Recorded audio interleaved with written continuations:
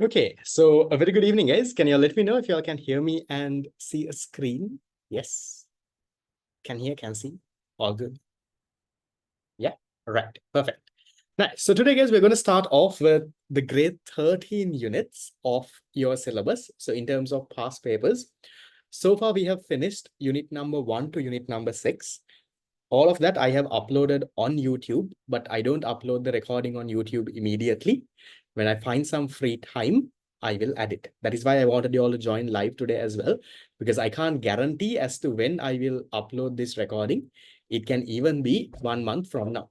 So if I find some time, I will definitely add the recording, but otherwise I'm not going to upload the recording on YouTube. Okay. So today we're going to start off with unit number 7. Right. So this is the most difficult units out there, right? Unit 7 to unit number 12, the grade 13 syllabus. Now, some of it y'all are doing for paper 2. Some of it y'all only do for MCQs. So that's all right. We'll properly learn the units. Again, when I say learn, we'll get the questions done. We're not going to go into theory, basic stuff. But through the questions, I will teach you all certain things and we will cover things up. So the target for today is to finish the first set of questions for unit number 7. So I have broken unit number 7 into 4 areas. So each of those areas is what I call a focus area. So there is focus area 22, 23, 24, and 25. So today we are going to do focus area 22. I sent all the tudes on the WhatsApp group. I will resend the tudes after the class as well in case if anyone joined the group newly, I will resend the tudes again. So we're going to do focus area 22. That is mainly the past papers on money, right? So this is the functions of money, demand for money, money supply, high-powered money, money multiplier, that kind of questions is what we are going to do today. So there are MCQs, there are essay questions, all of it we will ideally finish. And also there is a quiz, right? It might happen in the middle of the class. It might happen towards the end of the class, covering all what we are ideally doing today. Most of it is what we are doing today. And there is a few of it from the other parts of unit number 7 as well. But I would say from the quiz, it's 90% from what we are doing today. So pay very close attention to that. There is around a 10% from the remaining of the unit that we have. We will have a small 10-minute session in the middle from Inspire as well, who has been a part of your past paper class. You would have seen that logo. You would have seen there are flyers also at the back of your past paper tude. They are the ones who are sponsoring the prize for the quiz. They have a bigger prize that is for another thing, but for the quiz they will have a bit of a gift voucher. They've not told me what the place is. That will depend on who the winner is also. So something suited to the winner, they will give in a gift voucher of close to around 5,000 rupees. So what exactly the gift voucher is, I am also not very sure. So listen carefully today. Let's see how the thing goes. And good luck with the quiz. Most likely in the middle or at the end, we'll have the quiz done. Okay, right. So yes, they are the main sponsor for all of these past paper classes that we do. Let me get into the unit. This is where we are. Okay. Yes, we have a cartoon as well. I'll come to it. The gift voucher is from Inspire. It's a leading institute for SIMA. They're the ones who will sponsor the gift voucher on their end. Right, so there will be a small session from them as well. I'm not very sure what time that is. I'll let you know. It's like a small 10-minute kind of a session because, again, the whole point is, the winner will ideally be just one winner. I made it more competitive. It's going to be the first place only. It's not 1, 2, and 3. It's just 1. It's a quiz with around 15 MCQs. The faster you all answer, the more points you get. No, you don't need any applications. It's on Kahoot. Kahoot, Kahoot. It's on Kahoot. It's a website. You can play it on your phone, on your laptop. You can do it anywhere. There. Okay, right. So today we're going to get started, Lamai, with the Unit 7 past papers. So unit number 7 is where your grade 13 syllabus starts. So ideally, we have another, roughly, I would say, around another 12 focus areas left. So we have focus area 22, the entire syllabus ends with around focus area 35, based on how I have broken it down. So we have around another, okay, we have another 12 odd things left. So once we do that, we'll call it off, right? So hopefully before exams, I will finish off the whole thing. Yes, the Kahoot link, when the Kahoot starts, I will send. Okay. Right. So there is a small cartoon also to start off with what we usually do to give you all some general knowledge. What is this about? You have some fellow running, you have ice kind of a mountain kind of things falling. There is something that says Gen Z protests. What's happening here? Who is this? So this is the whole story about what is happening in Nepal, right? Similar to what happened in Sri Lanka, right? Remember, you had the whole Aragale kind of thing in Sri Lanka. So similar kind of context you have in Nepal right now as well. So they are, especially the Gen Z, the younger generation out there, are the ones who are protesting. And I think it has got a little more serious than ours. They've burned down the Prime Minister's house. If I'm not mistaken, the Prime Minister's wife has died as a result of that as well. So it's got a lot more intense than Sri Lanka's whole Aragale and all of it. But that's what happens. So if the politicians and all of them, if they don't do what the people want them to do, so that can be their plight. So this happened in Sri Lanka, it happened in Bangladesh, and it also happened in Nepal now. Yes, if I'm not mistaken, the Prime Minister's wife died. So that's where it went. So there was a social media ban as well as a result of all of this happening, but it's much more than that. It's not just the reason for this is not the social media ban. The reason for this is, again, people not being happy with the whole government that is out there. Okay. Right. So with that, let's get started with today's part. Yes, this is Nepal. What is happening there? Yes, the face looks like Goda. Yes, very ironical there. Okay, you can have a read about it maybe after the class is done. So let's get started, Lamai, with the questions. Starting with the 2012 A-levels questions. Remember, we are focusing on this area called money. So I told you unit number 7. I've broken into 4 parts. So focus area 22 is money. Focus area number 23, right? Focus area number 23. This is on inflation. Focus area number 24. This is on central bank and monetary policy. And the last one, focus area 25, is on commercial banks. Commercial banks and commercial banks credit creation. That's how I have broken the unit down. So today we are going to do the first one. Next class will be the next. Likewise, it will go on. Right, let's get started. So I want all of you, Lamai, to give me answers on the chat box. The more active you are, the faster we can do it. So we have close to around 40 odd questions, combined MCQs and essay questions. The faster we finish, the faster we can get into the quiz and we can get it. Okay, right. So starting with 2012 A-levels question number 29. They're saying, suppose the amount of reserves in the commercial banking system equals 100 billion. And the amount of deposits equals 800 billion. And the amount of currency held by public is 200 billion. Under these circumstances, what is the money multiplier? What do you all go with? How do you find the money multiplier? Money multiplier, remember, money multiplier is different from the deposit multiplier. Deposit multiplier is only 1 divided by SRR. This is not that. How do you find your money multiplier? Your money multiplier is your what divided by what? Money multiplier, Lamai, is your money supply. Usually we take M1 money supply divided by your high-powered money. So what do you have in these components? Money supply, we usually consider M1, that is currency held by public plus demand deposits.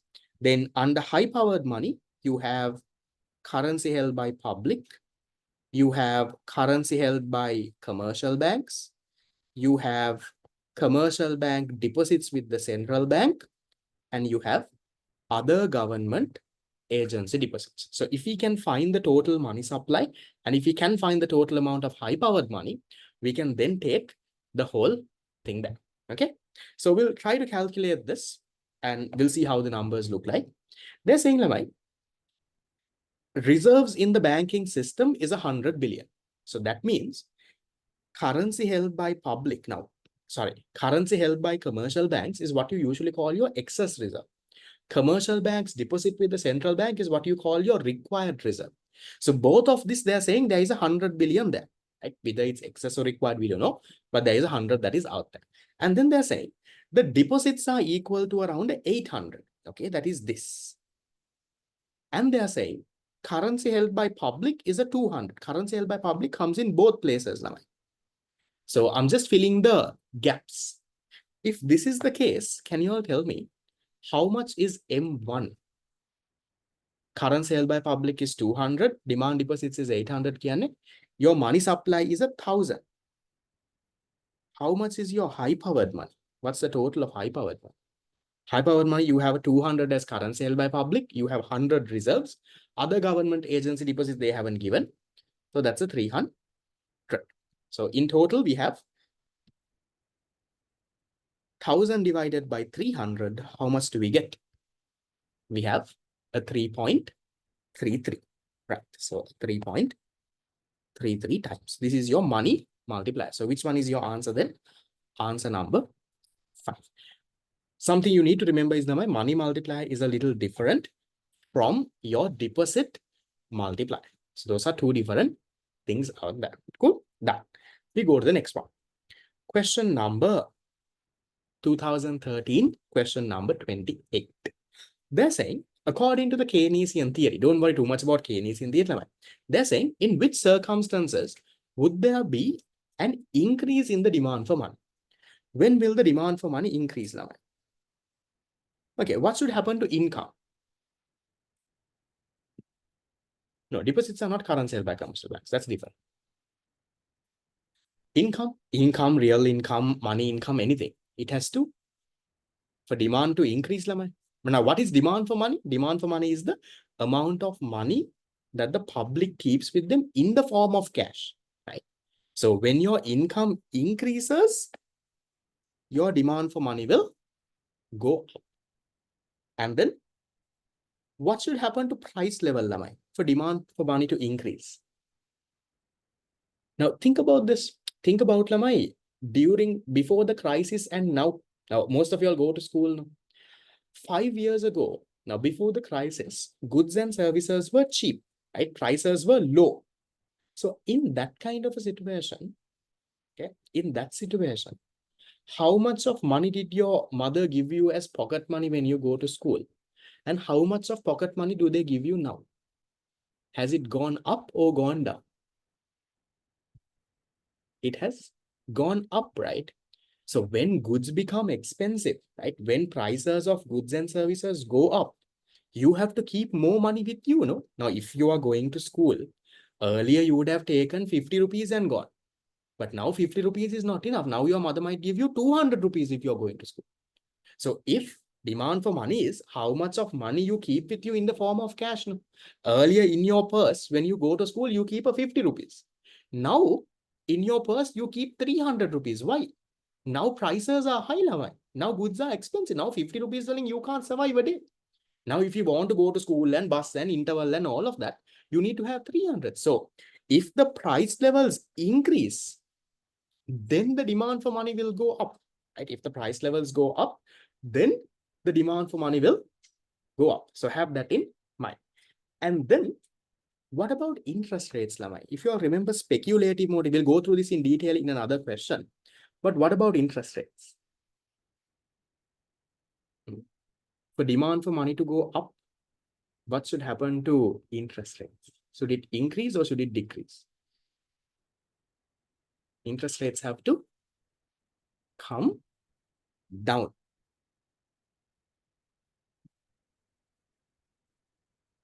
Right.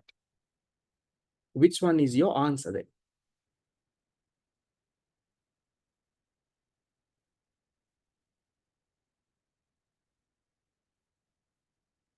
Answer is number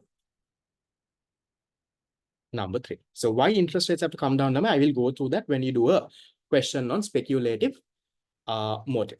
Okay. So answer number 3. Real income has to increase. price level has to increase and interest rates have to decrease. Cool? Done. Real income, think of real income as your income, as your thing. So when income increases, the more money you have, the more money you will keep as demand for money. No? So when you say don't focus too much on the word real there, what you should ideally focus, think of it as income. Yeah.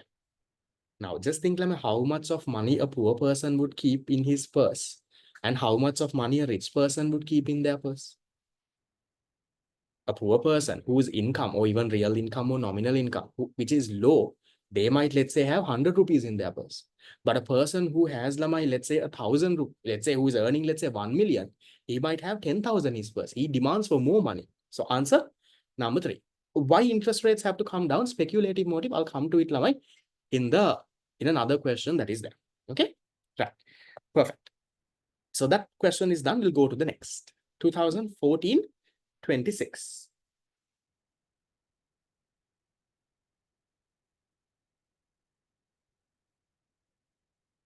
Sometimes, yes, your pocket money gets cut off. So 2014-26. Why price level increase? So when the prices go up, you need more money for yourself, right? When the amount of goods and services go up, earlier you would have taken 50 rupees and gone to school. But now when goods and services are expensive, now you take 200 rupees to school. So you demand for more money when the prices go up. Okay, what about this? The correct statement regarding money supply and income. Money supply and income are flows as well as stocks. Money supply is a flow, income is a stock. What is this? No, what is a stock concept and a flow concept? I teach you all this in unit number 1 a little. What is a stock concept? A stock concept is something that you can measure. What is a stock concept? Something that you can measure at a given point of time, right? So can be measured at a given point of time. What is a flow concept? A flow concept is something that is measured. A flow concept is something that is measured at a what? So a measure, I'll just write in short form now for a period of time. Let me give you an example. Okay. I'll give you the same example I took in my theory class. Let's take my salary, or let's take my income. Let's say my salary. Can I say my salary as at 12th September 7:23 p.m. is 100,000? Or can I say my salary for the month of September is 100,000? Which one is correct? The first one or the second one? As at 12th September or for the month of September? It's for the month of September, right? You can't say exactly at this point my salary is this much. So then your salary, is it measured at a point of time or is it measured for a period of time? Where is it measured? It's measured for a period. So salary is a stock concept or a flow concept. Salary or income? Income is a flow concept. So you can say your income for the month of September is 100,000. You can't say your income exactly as at this point is 100,000. For this month, it is this much. Now, what if I take something like my bank balance? Okay. Can I say my bank balance for September was 500,000? Or can I say exactly on 12th September 7:24 p.m. my bank balance is 500,000? Where can I say? That is a stock concept. No, exactly at this point I can say how much, because my bank balance every moment it will change. It's not going to be the same for the entire September. When you all pay the fees, my bank balance goes up. When I pay for the tunes, bank balance goes down. So this is a stock concept, then bank balance. And I'm just teaching the difference between flow and stock. So if this is the case, what do you think about money supply, Lamai? Money supply is the total amount of money that is circulating in the economy. It's stock or flow. The total amount of money that is in the economy, it's a stock concept, right? Exactly at this point, you can say right now, but it's a little difficult to measure. I think practically not easy to measure. But you can say exactly at this point, there is, let's say, 500 million, 600 million money in the system. So money supply is a stock concept. Exactly at this point, you can say how much is there, but it's difficult. It's not easy. So money supply is the total amount of money that is there. Think of money supply as demand deposits, the money that you have in your bank. Forget about currency held by public, forget about everything else. Exactly at this point, you can say how much of demand deposits you have, how much money you have in your bank. So that's a stock concept. Your income is a flow concept. You measure it for a period of time. So which one do you think is your answer then? Which one goes in line with something that I explained? Answer number 5, no? So 26 is number 5. Good. Going into the next one, 2014, there is another one. Demand for money of a country is determined by what? Interest rates and the amount of high-powered money, value of money multiplier and interest rates and unemployment, real income and interest rates, amount of high-powered money, and the value of money multiplier. Which one is the most correct answer? Remember, demand for money comes for 3 reasons. No? One is your transaction motive, right? For your day-to-day transactions. You have money for your speculative motive. So I'll put precautionary first. Money for precautionary motive. We'll go through these. There are questions on this. And for speculative motive. The demand for money for transactions and precautionary depends on what? Depends on your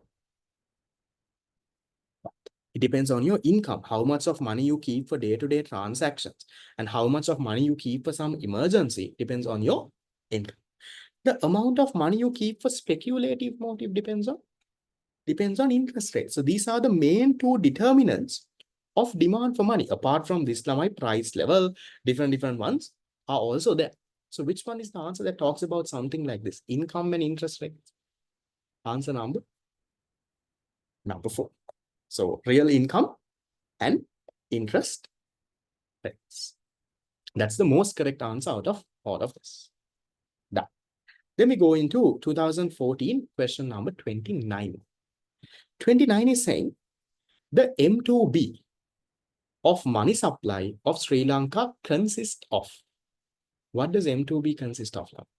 Can you give me the components? M2B has, we'll start with the first one. What do you have? You have currency held by public.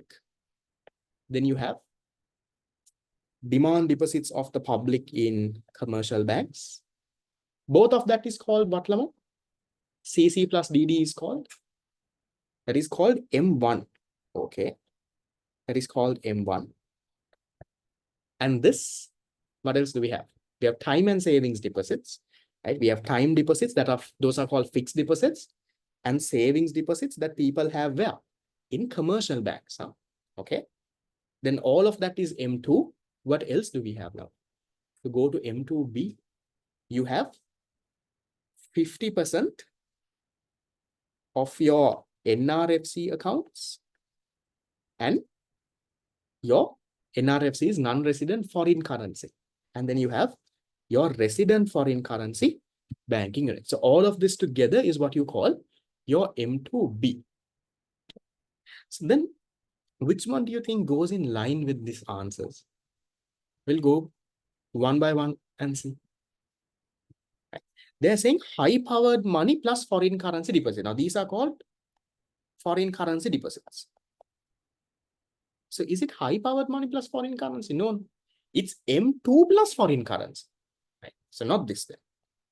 Demand deposits plus foreign currency. Then you're missing out on currency held by public.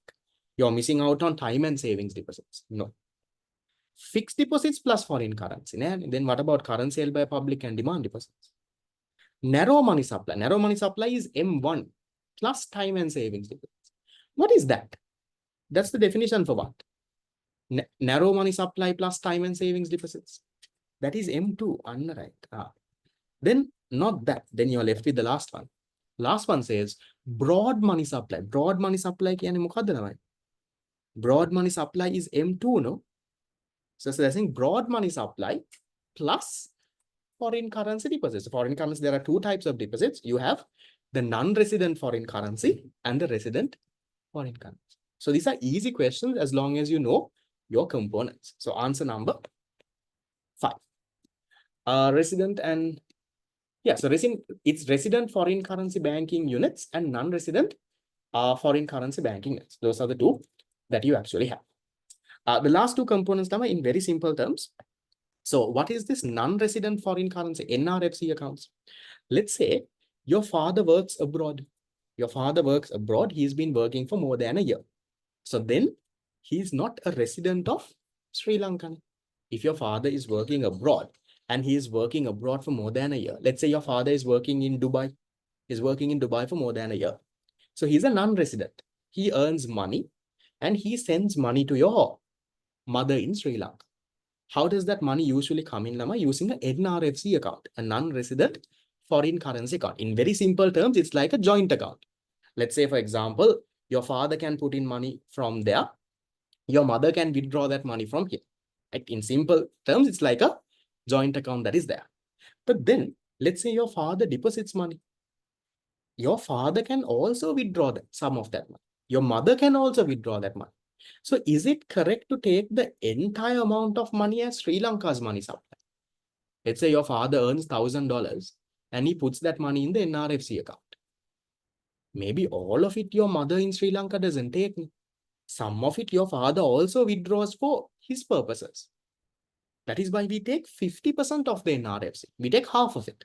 Because you can't take the entire thing because your father might also take and spend it on Dubai. So that's what non-resident foreign currency is. Yeah, your mother can also deposit, but it has to become in foreign currency. Ideally, your mother will not deposit there. Okay. So that's 50% of this. And then you also have, it might not be a accurate value exactly.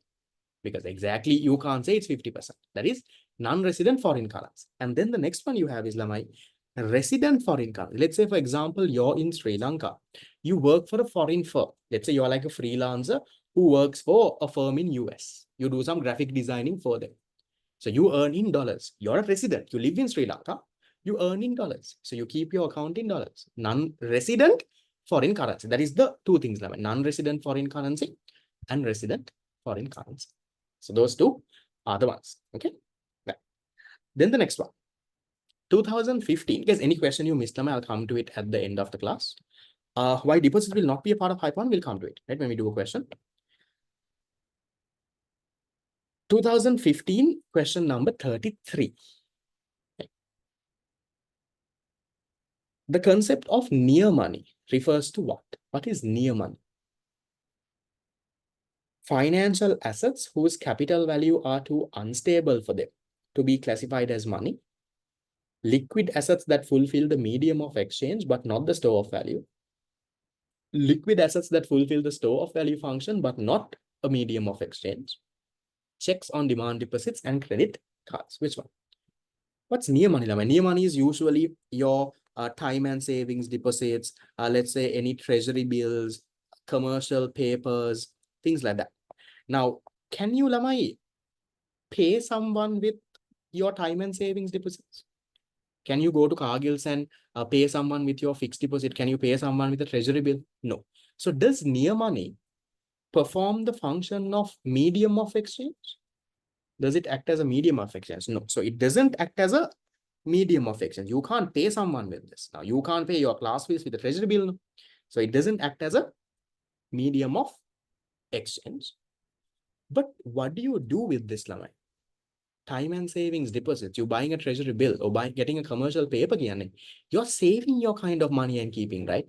So that means it acts as a what?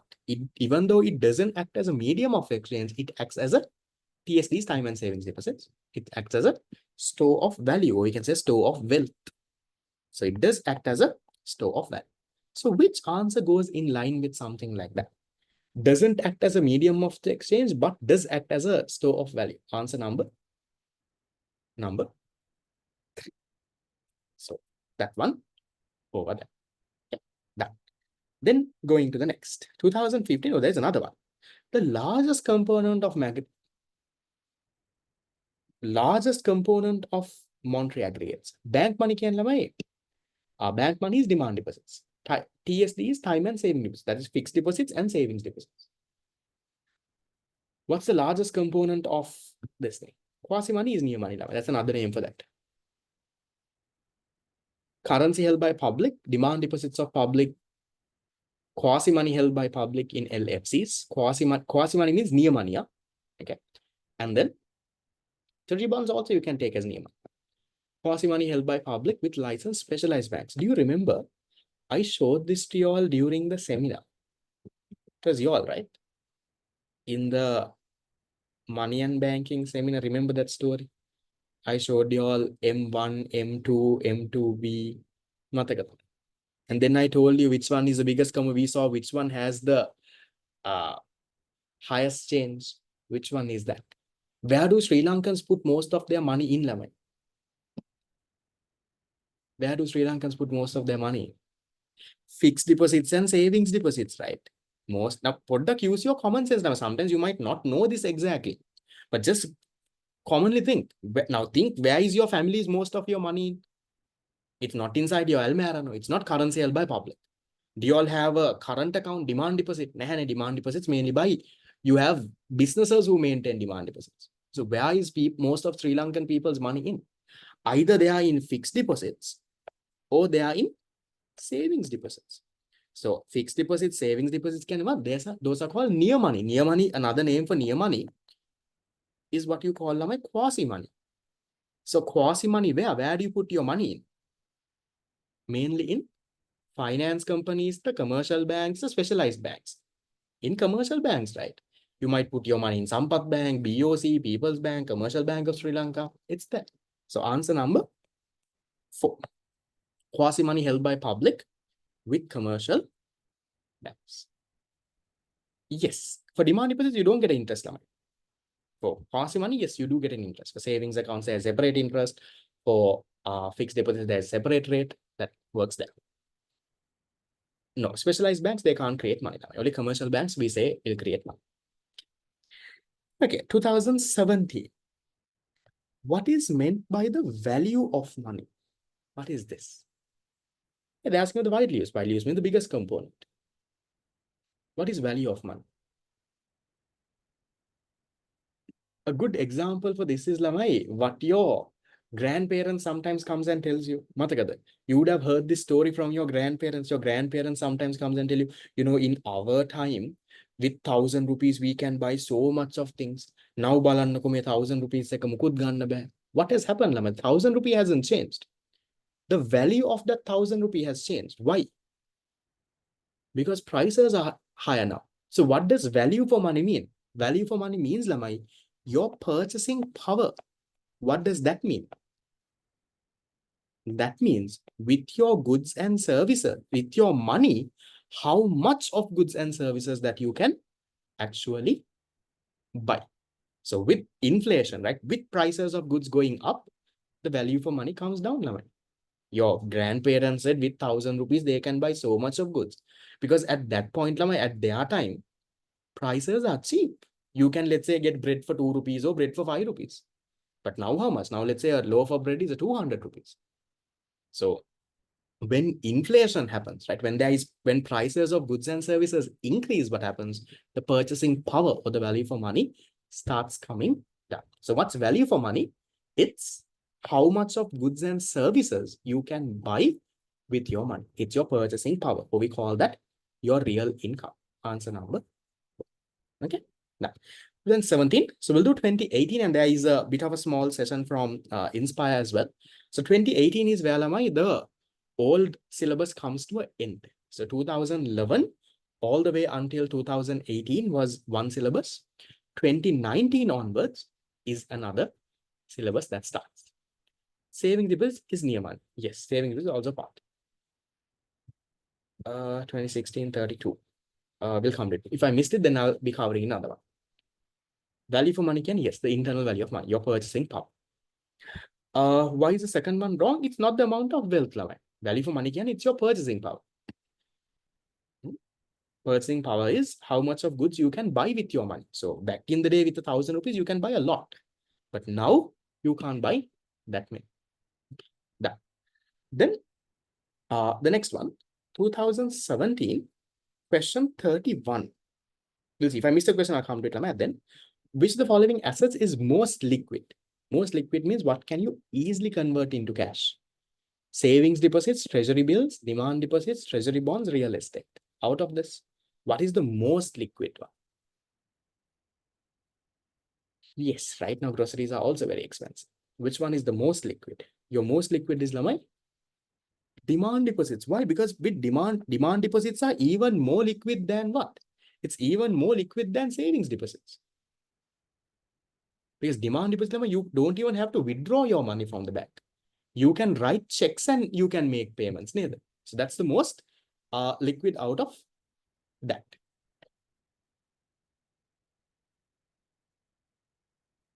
Okay, right. So that's answer number 2.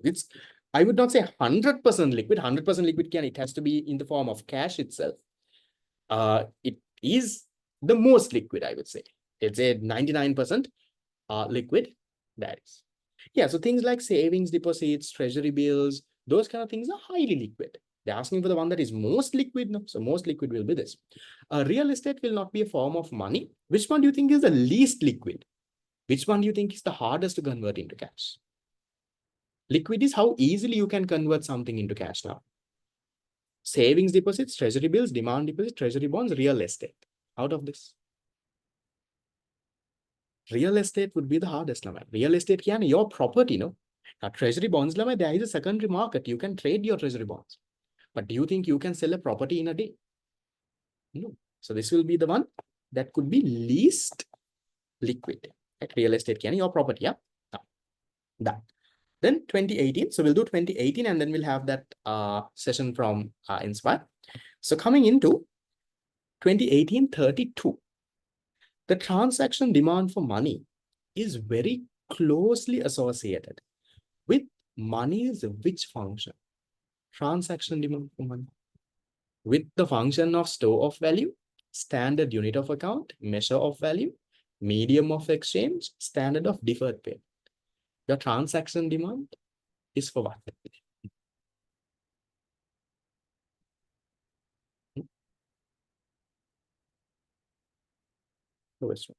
As a medium of exchange, right? For your day-to-day expenses, transaction demand can be my transaction is for your day-to-day expenses, the amount of money that you actually spending. So that's answer number 4. Okay.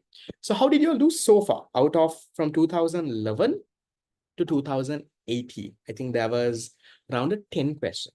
None of it was very hard. I would say most of it was kind of okay.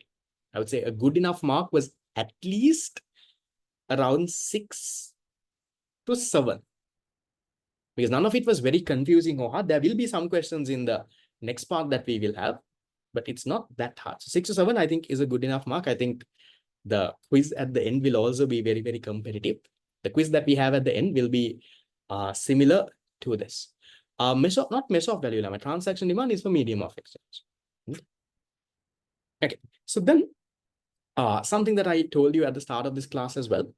We do have a quiz at the end of, probably we'll do it at the end, we'll see. At the end of today's class that is sponsored by Inspire. You would have seen Inspire's logos, the ads and all of it coming from your past paper class students from the last 2-3 months. So they've been the ones who've helped me with this class. So they're the ones who will be sponsoring the gift for you as well. Inspire is an institute that mainly does CIMA. So you all know I've also done CIMA, but things have changed from when I have done to how things are now. So there I'll allocate around 10 minutes. So there is Salman from Inspire who will speak to you all for around, I would say, roughly around 10 minutes, especially talking about CIMA as a qualification and also as Inspire as an institute. Some of the lecturers at Inspire are also people who lectured me when I was doing CIMA back in 2018-ish, 2018, 2019-ish. So they do have a lot of quality lecturers also.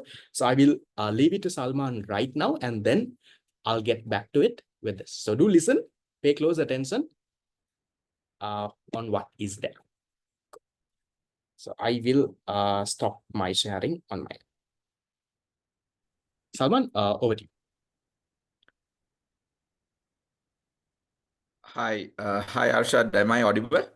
Yes, audible. Great. So, good evening, everyone, for joining this session today. I know that you guys were very, attentively doing the past papers. So let me introduce myself before I start with my small presentation today.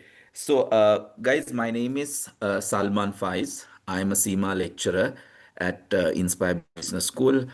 Also, I am the managing director of Inspire Business School.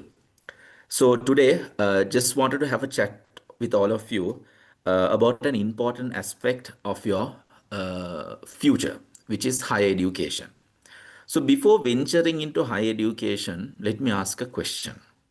Why are you guys here on a Friday night, uh, you know, allocating your time for economics and, while you can, have fun, maybe go out with your friends, why are you here? Right? If I ask that question, all of you all will say, "Ayyo sir, done everything. I'm here to study my econ. I'm here to get an A for the pass, get an A for my A level exams." That's what all of you would say. But why an A? Why do you want to pass? Some of you all will say, "Sir, I think I want to go to campus. I want to do my degree. I want to get a good job one day." Right? Or some of you all might say, "Sir, I want to start my own business one day. I don't want to work for anyone. I want to start my own business." Why do you want to do that? Why do you want to work? Why do you want to start your own business? You will say, to earn some money, right? So at the end of the day, guys, you are doing all of this to earn some money. So if you want to earn some money in the future, and it's not selfish to have that objective, you want to earn some money. Why do you want to earn it? To afford a good standard of living. It's nothing selfish. It's nothing wrong to have this motive, right? Every one of us have this, to afford a good standard of living in the form of good health, to take care of your own health, to take care of your family's health as well. Correct? Good housing. To have your own house one day, you would need to earn some money. Yes, that's why you're studying now, right? Family expenses, entertainment, trips, go out with friends. It's not free. You need money for that, and at the end, to become productive members of the society, to have some reputation, good name for you. Correct? Now, to do all of these, guys, either you have to work or start your own business, and to do that you need to have a good set of education skills, good set of core skills needs to be there. And that's where I'm going to start my presentation today. You guys will be doing your A levels in maybe another 2 months' time, and then you will get your results in 2026. And after getting the results, if you're lucky to get into uni, and if you get into uni, government uni, you will be doing your first semester in 2027. Your first exams for university will be 2027. It will take 4 years for you to complete the degree. So we are talking about 27, 28, 29, 2030. If you are lucky, you can work in your final year, meaning 2030 beginning. 2030 beginning only you will properly start working. Before that, you can do, normal jobs, but you will properly start working as an undergraduate from 2030. So during 2030, what are the skills which are required by the employers that you need to have now? That skill you need to build up now. That's where this slide comes in. So you can see here a nice document by World Economic Forum, not by me, not by Inspire, not by SIMA. World Economic Forum is saying that this particular job is going to die. Accounting, bookkeeping, payroll. But you will say, "Sir, these are the ones I'm studying now." You're scared. What will happen to my future? Right? Accounting, bookkeeping, payroll at the current form, financial accounting at the current form will die. And this will be replaced with something else called management accounting. And that's where SIMA comes in. Management accounting is a different science, and most of you all will know it if you are doing accounting for your A levels. There's a small portion on management accounting. That is the growth area because that can't be replaced with new technology. That can't be replaced with AI a lot. Not that it can't be, it can't be replaced a lot because it's not repetitive. It's not, you can't automate management accounting unlike you can do financial accounting. Okay, so that's where the small thing called management accounting comes in. So that's part of CIMA, Chartered Institute of Management Accounting, right? So now let's see what are the growth stuff. What are the things which are growing? So you can see all these fancy names here. None of you all have heard those things before, but these are the things which are growing. So you need to have the skills for these areas. Now, how can CIMA support you in that? CIMA, the syllabus changes every 3 years. At least they change a little by little. Every 2 years they change a little bit, but every 3 or 4 years they may do a major change. So in 2026, which is next year, they are going to include so many new stuff: artificial intelligence, generative AI, LLM, and all those new stuff which even we have not learned when we did SEMA. But now you guys need to learn it if you are doing SEMA next year. Because SEMA understands that the future involves AI, whether we like it or not. So if the SEMA students want to get jobs in 2030, they will have to study AI. And that's why SEMA has put this into their syllabus. Now you might be asking, sir, isn't AI all this techie stuff? I just know how to operate ChatGPT to pass my assignments, but I am not a techie guy. That's what I'm doing. Commerce. I'll ask you a question. Currently, you have software companies are there, right? London Stock Exchange Group, WSO2, and so many other nice fancy software companies are there in Sri Lanka. Don't you have SIMA students working there? Don't you have commerce students working there? Because the software engineer can develop the software, they can code it. But who will sell it? At what price do you need to sell it? How do you cost the software? Where do you need to sell it? To whom do you need to sell it? Those things the software engineer doesn't know. That's where the commerce students come in. So AI is also something like that.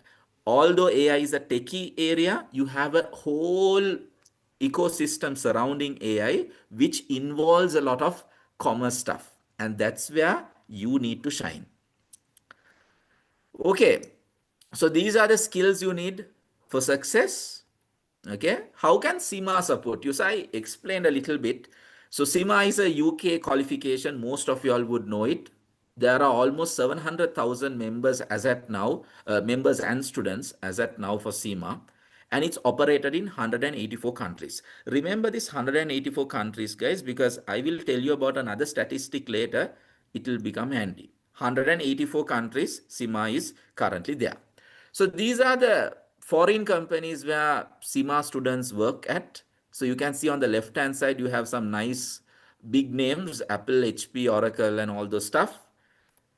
These are the Sri Lankan companies, and you can see here, guys, you don't have accounting companies, banking companies only. Yes, you have banks, you have audit companies, but the biggest employer of SEMA students are not banks. It's MAS, which you see on the top left.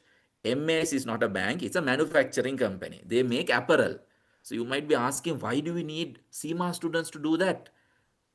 Right? Isn't it a production thing? Yes, it's production, but SEMA students come in, they help to reduce wastage, they help to improve efficiency, they help to improve productivity, they do the process mapping, they decide where to sell the products, they decide what markets, what regions are growing.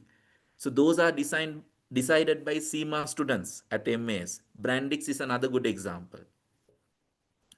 So why Inspire Business School? So let me take you through that past statistic before. Yes, Inspire Business School has all these experienced lecturers. We are a registered tuition provider. We are not a horror tuition provider, right? We are a registered tuition provider. So that's nothing much, right? Well experienced panel of lecturers. So you will be saying, so what? So what if you are experienced, right? So what is that thing which we have as to the main co-competency, which I would call it? Why do you need to join us? Anyone can question, right? You have so many SEMA institutes. Why do you need to join Inspire, right? So I told you SEMA is there in 185 countries, right? So the exam for SEMA is standardized. So the exam in Sri Lanka is standardized. India, Zimbabwe, South Africa, Nigeria, Europe, North America, South America, everyone has the same exam. You have to sit for the exam on the same day. So if I can tell you that our students who sit for these exams score very high marks, they score the highest marks in Sri Lanka, then you will say, ah, yes, that's an achievement, sir. We have 55 Sri Lankan prizes as at now. What if I tell you that there are students who have taken even more than that? They have ranked number 2 to rank number 10 globally. Out of all the 184 countries, we have students ranked number 2 to rank number 10. What will you say then? Wow, that's good, no, sir. We have 20 students there. 20 students as at now. And the prize, the biggest prize, the highest marks in the world, because it's the same paper. Everyone does the same paper. We have 3 students as at now who has got the global prize for SEMA. Students who have been taught by lecturers of Inspire Business School. That is our competency. We are not going to tell you that we will give you free gifts, free this, free that, nothing. We will give you those. We will incentivize you, like what Arshad sir talked about, these coupons and all the stuff. We will incentivize you, but that is not our core competency. We are here to make you pass SEMA, and we are here to push you to get a prize. That's what we do best. Okay, so that's our core competency, and that's why you should probably choose Inspire. So these are some of the students some of the students who have got a global rank. So you can see we have foreign students, Sri Lankan students, both mixed. So here again, you have some foreign students as well. So these are some of the pictures of our students, the recent students. So you can see some African students here. In the middle, you can see a student. He is the global number 8, one of the recent prizes we got. And on the right hand side, you can see a girl there. She's one of the recent prize winners, highest marks in Sri Lanka. And you can see some prizes down as well of African and Sri Lankan students mainly. So these are some of the cultural events which we have organized. So we don't only focus on studies. Okay, we celebrate some cultural events. Good. So these are some of the stuff which I wanted to tell you guys. I didn't want to take much time, but I will stop with a small thing. I know that all of you are working very hard for your A-level exams. So I would like to wish every single one of you. So there are more than 290 odd students here. So I want to wish all of you all the very best for your upcoming A-level exams. I want everyone to get A passes for their exams. And if you really work hard, closely follow the notes of Arshad sir, you will probably get a good mark. So aim for an A, don't aim for anything else. Aim for an A, and surely if you try even harder, guys, you can aim for a good rank in the district level and a good rank in the island level. I know you can do it if you work hard. So you have 2 months, which is more than enough time for you to work hard for your A-level exams. We will support you from our side as a higher education provider. And like what Arshad sir said, yes, we will give you some prizes. We have planned some scholarships as well for the top three students or 5 students. I can't recall properly. Arshad sir will probably tell you better. And we have prepared to give you some. We are prepared to give you some gifts as well for your upcoming mock exam results. But just don't work for the gifts, right? Don't work for the scholar. Work for you, right? Work for your own self, and the results will follow. Thank you very much for joining. Right. So thanks, Salman. I think I wanted to add a bit on my end as well in terms of this. Right, give me a second. Yeah. So just a few things on my end also, right? I think when Salman was talking about the prizes out there, I remember when I was also doing SEMA, I would have tried my best. I would have given my best shot out there to get in a prize, but I think I've not really come very close to it. Right? There were certain exams that I would have, let's say, sometimes barely passed. I think that's proof that the course is a bit of challenging also. So the more challenging I think is good, because then that gives you some recognition. Because if the qualification personally is something that is very easy, right, it's not something that will be recognized out there also. So now maybe most of you all might be thinking that, Arshad sir, he's a lecturer, he knows everything, he might be able to score all full marks. But out of these exams that I did also, and uh, on my time, some of these exams I did pretty okay. There were certain exams that I got close to the full marks, but especially when it comes to these case studies where the prizes are on offer, uh, I maybe come close to, let's say, around 100 marks, but not gone really well. So I think especially the fact that some of these people are global prize winners, right? I've not even come closer to becoming a Sri Lankan prize winner. The fact that Inspire has produced some global prize winners is proof that Inspire does have a lot of quality. It's not just the lecturers. I think the support that they give, they also do have a LMS kind of a thing, like which most of my paid students, you all have seen my website, and not the same website, but they do also have that kind of a platform where you have a few recorded sessions. So even if you miss the live session, you can always go and catch up, because you all will get busy and all of that. So my personal opinion, like maybe could be a little different from what Salman has as well. Life out there is going to be very, very competitive later on. So I would encourage all of you all, do very good, get a good result for A levels, try to get into a local uni. Along with that, also have a professional qualification that helps you, that at one point will definitely make you stand out from the others. So try to be that person who also has, let's say, a proper, let's say, a local uni degree. Now, for example, I have a degree from University of Colombo. I think Salman's also, when I had a chat with him last time, he's also from the Colombo Uni Management faculty. I'm also from there. So while you also have a local uni kind of a thing, if you can also back your thing with a professional qualification like SIMA, I think that will definitely help you stand out. So with that, we'll take a break from the SIMA kind of stuff. We'll move into our questions. I think Salman does have a small bit of a gift for the quiz that we have, but there is a much bigger gift on the mock exam series top scorers. We'll come to that at the end. So thanks, Salman. Thank you for being here. We'll get back to work. Right. Thank you, everyone. All the best. See you.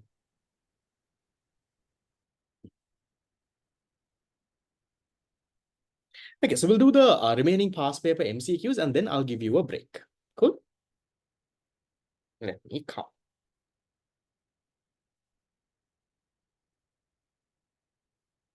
All good? What do you all think overall? Do you all think SIMA is a good enough qualification for you? What's your overall? Yes. Personally, I feel, now I'm someone who did it. At one point, I felt SIMA was going down, but now I feel it's back on track again. Because I felt there was a time period in somewhere around in during the crisis time, actually, right? I personally felt, I don't have to lie, I felt SIMA was going down a bit, but I feel right now they're back in the game, especially with the fact that it's becoming very, they're talking about AI, they're talking about all the skills that you kind of need to survive in the job role. Now, if your goal is to become, let's say, an accountant kind of a thing, right? If you want to become a chartered accountant, then SIMA is not your thing. Then looking at something like, let's say, CA, right? CA Sri Lanka, or maybe something like ACCA if your goal is accounting. And that's what I will recommend. So if your goal is like what you want, because also it doesn't have to be like just because Salman comes and so says, oh, I say, you don't have to do SIMA. Think of what aligns with your goal. If you're someone who is wanting to do just pure accounting, right, then you will have to become a chartered accountant. So then having CA, doing, let's say, having audit experience and all of it will matter. But if you're more into, let's say, the finance field, right, the finance field kind of a thing, then SIMA is something that will help you more.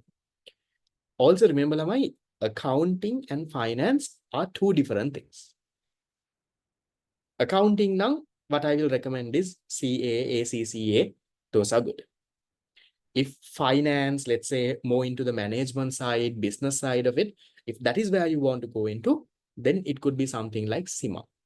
If you want to do something like marketing, then not any of this. Marketing, then go and do something like SIM. If you want to become, let's say, HR, then there is not different stuff. So different things have different stuff out there. See, the good thing about SIMA is it has an overall kind of an acceptance out there. It has a kind of, it's something that will fit in ideally anywhere. Now, let's say, Lama, you do something like CA. A chartered accountant will only do accounting. He's not going to move somewhere else. So it's that kind of a thing. So I will leave it at that point. There's so much of questions on the chat box. I'll probably take it after class. We'll soon finish the MCQs. We'll take a break. Then we have to get into the essay side. Courses for econ we'll talk about. Entrepreneurship, definitely SIMA can help. Okay. But entrepreneurship is not just about doing a qualification. Entrepreneurship is much more than just that. Okay. So coming to the 2019 question. Inspire Business School, you have physical and online both. They have both the options. So you can participate physically. They are located in, how many people have seen their office? Yes.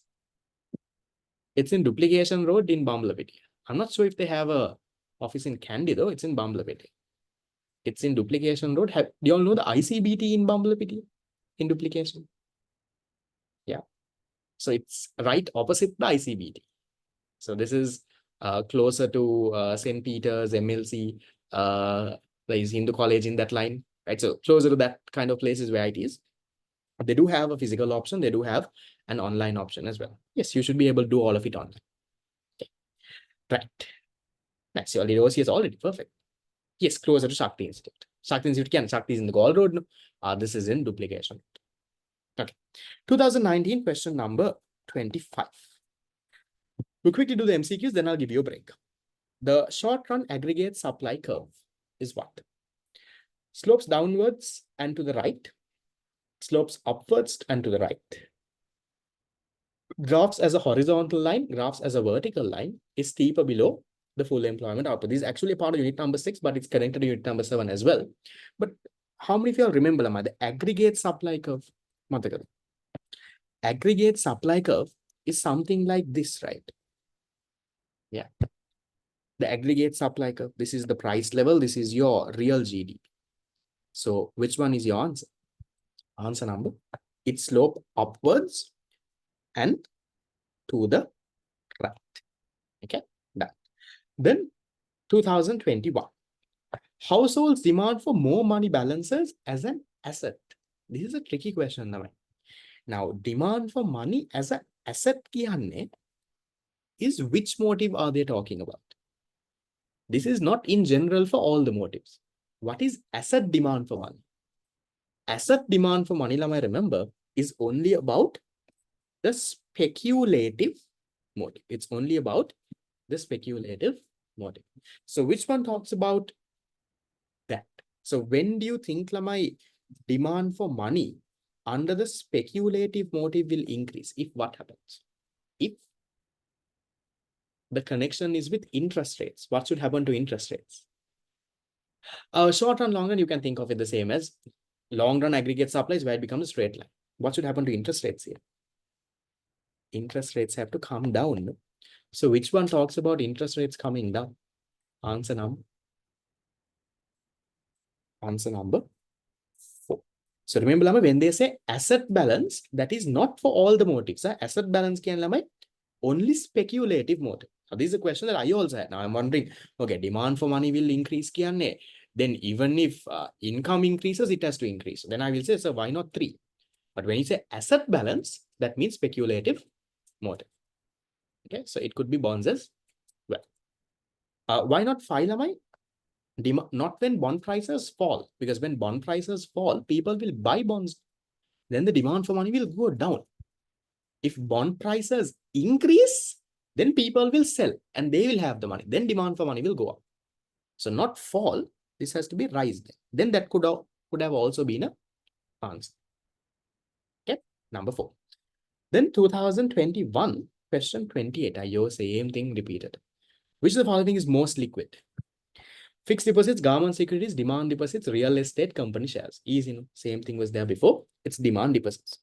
So answer number 3. Then question number 2022-28.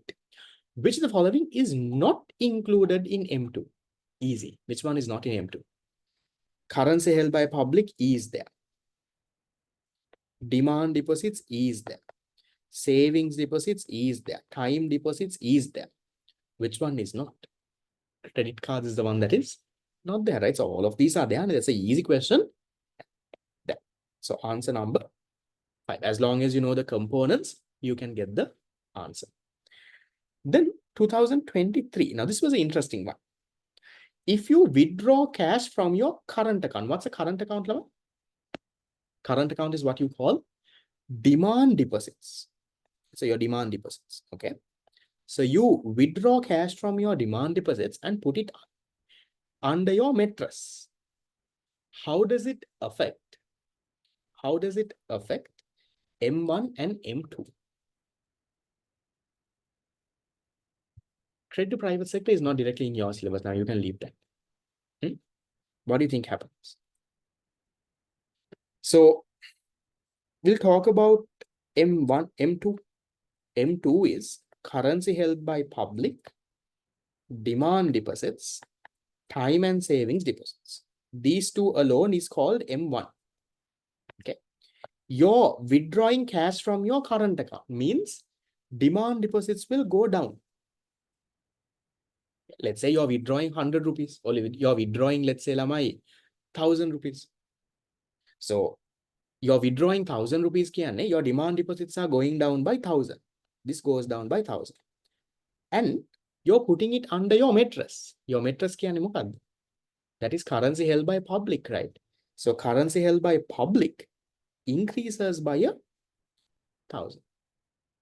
So what do you think happens overall to M1 and M2? Demand deposits is current account now. There will be no change, right? Because if you withdraw from this, now remember, on the longer term, there can be an impact. There can be, for example, the opposite of credit creation. Now, if you deposit money, currency held by public goes down, demand deposits increase. That's the immediate effect. No? But in the long term, that money can go into credit creation. Then demand deposits will increase multiple times. But otherwise, you will, here then you can say it will contract here. But here they're not talking about all of that. They're just talking about the immediate effect that will happen. So immediately what will happen now? If you withdraw money and put it under your mattress, will anything change? No, right? So there will be no effect on M1 and M2. So you withdraw 1,000 rupees, demand deposits come down by 1,000, currency held by public increases by 1,000. So answer number 3. Then 2024, in the latest paper, there were 2 questions from this area. What do you think? High-powered money includes what? Time deposits held by the public at commercial banks. Time deposits can be fixed deposits. Now, what are the components of high-powered money again?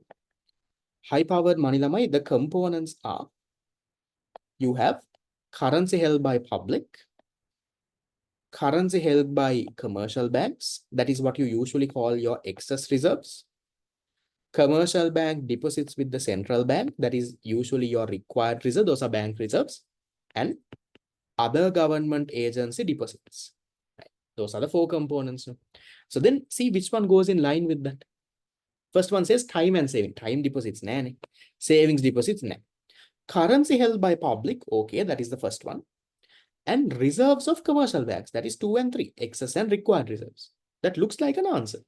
Okay, so then loans, no, loans is not a part of high-powered money. Foreign assets, no. So which one can be your answer then? Answer number 3. That's 2024 question 28. Then the next one, 2024 question number 29. Select the statement that best explains the relationship between interest rates and the speculative demand for money. What happens?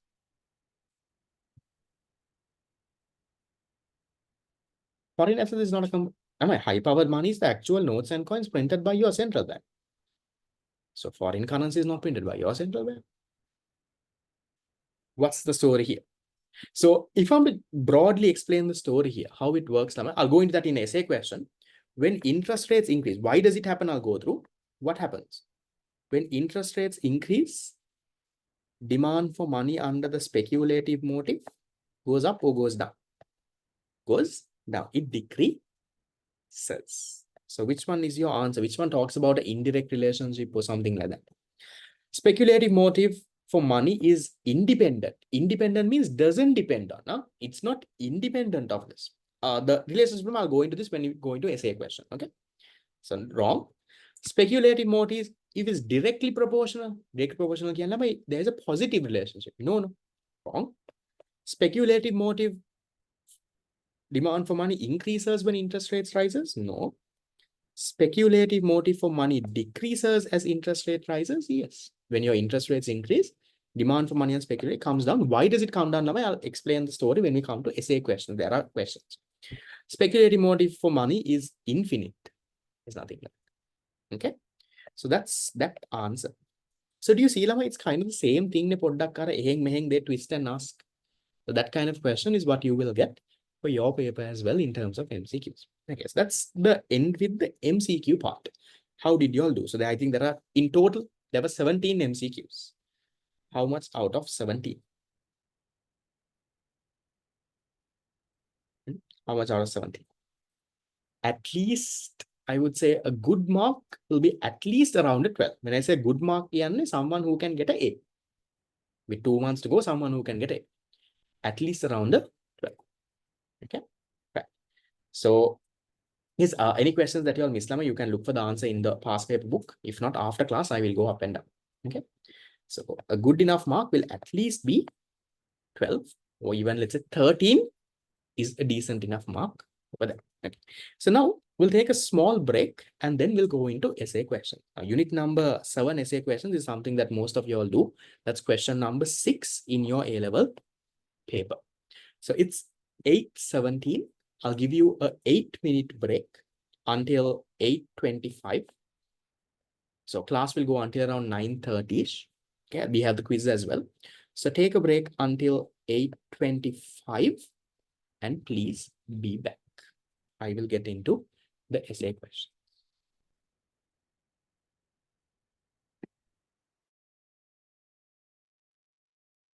Okay, so we get started Lamai, with the essay questions of this unit number 7, the money related area. Now, the questions from this money related area are actually not that hard. These are questions that are definitely manageable and you can get that. Now, usually remember, if you take, let's say, unit 7. Now, in unit 7, you get question number 6 in your paper. Now, I'm talking about the average student. Okay. Now, in question number 6, there will roughly be around, let's say there must be around 5 parts, 4 subparts, or usually 5 subparts. So from these 5 subparts that are there, usually Lamai, at least 3 of the questions are very easy. From the questions that are there, 3 of the questions are very easy. Directly from your tute, directly from past papers, they will put. Sometimes all the questions are very easy, but I'm saying at least 3 are very easy. So at least 3 are easy. That is 12 marks sorted down from the 5 questions. 3 are easy. 12 marks of it you can get. There will be around 2 questions, or maybe sometimes 1 question that is a little hard. So let's say 2 questions are hard, Kim. That means there are 8 marks there. So from the hard questions, Lamai, you don't have to get the full mark. Let's say from the hard questions, even if you get half of those marks from the hard ones, you will still get 16 out of 20. 16 out of 20 again, Lamai, 80%. 80% is an A. So don't give up on the unit. There will definitely be 1 or 2 questions that is hard. That is okay. Not everyone will get 100 out of 100. There will be places you all will lose marks. So even right now, if you're very smart, you try to get 20 out of 20, but I'm just catering this to the average person. The average student, I'm telling you 3 of these questions. Now today, when you do the questions, you all will see. Now, some of you all have in mind that unit number 7 is very hard. So 3 of the questions will be easy. I don't know which 3, but 3 out of the 5 questions will be very easy. So that is 12 marks. 2 will be difficult. The 2 that is difficult, you don't have to score full marks. So at least if you get half the marks, 16 is sorted. 16 out of 20. And if you get 16 out of 20 for all the 5 questions that you do, you get 80 out of 100. That's your A there. So get that. The more past papers you do, the more theory you know, it will become easy. Okay. Right. Yes. The special seminar also. One more reminder, I sent this on the group as well. For those who are in the special seminar group, tomorrow we have a session in the morning. Please don't forget. Tomorrow we are learning fiscal policy from basics to advanced to all the current context, what is happening and all of that. We will be doing that tomorrow. Okay. And yes, one more thing was on the mock exam series. I didn't send a lot of reminders today. In the mock exam series, you all know I do a paid mock exam series. I would have shared the flyer in the past paper class group and the seminar group also. Right now, not all the, from the 400 slots, 350 slots are filled. There is around 50 slots left. The mock exam series starts this Monday. So in the mock exam series, we will be doing 4 full papers, right? 4 full papers. And also we will be doing 4 full past papers. So all the papers will get marked and you will get feedback and all of it. We will discuss the papers as well, the mock papers. And that's how we will go. If we have the time, one of the papers, we will do it in a physical setting also, like a hybrid setting for those who can come and get that done. Yes, that's the thing there. If anyone is registering, please try and do it as soon as possible.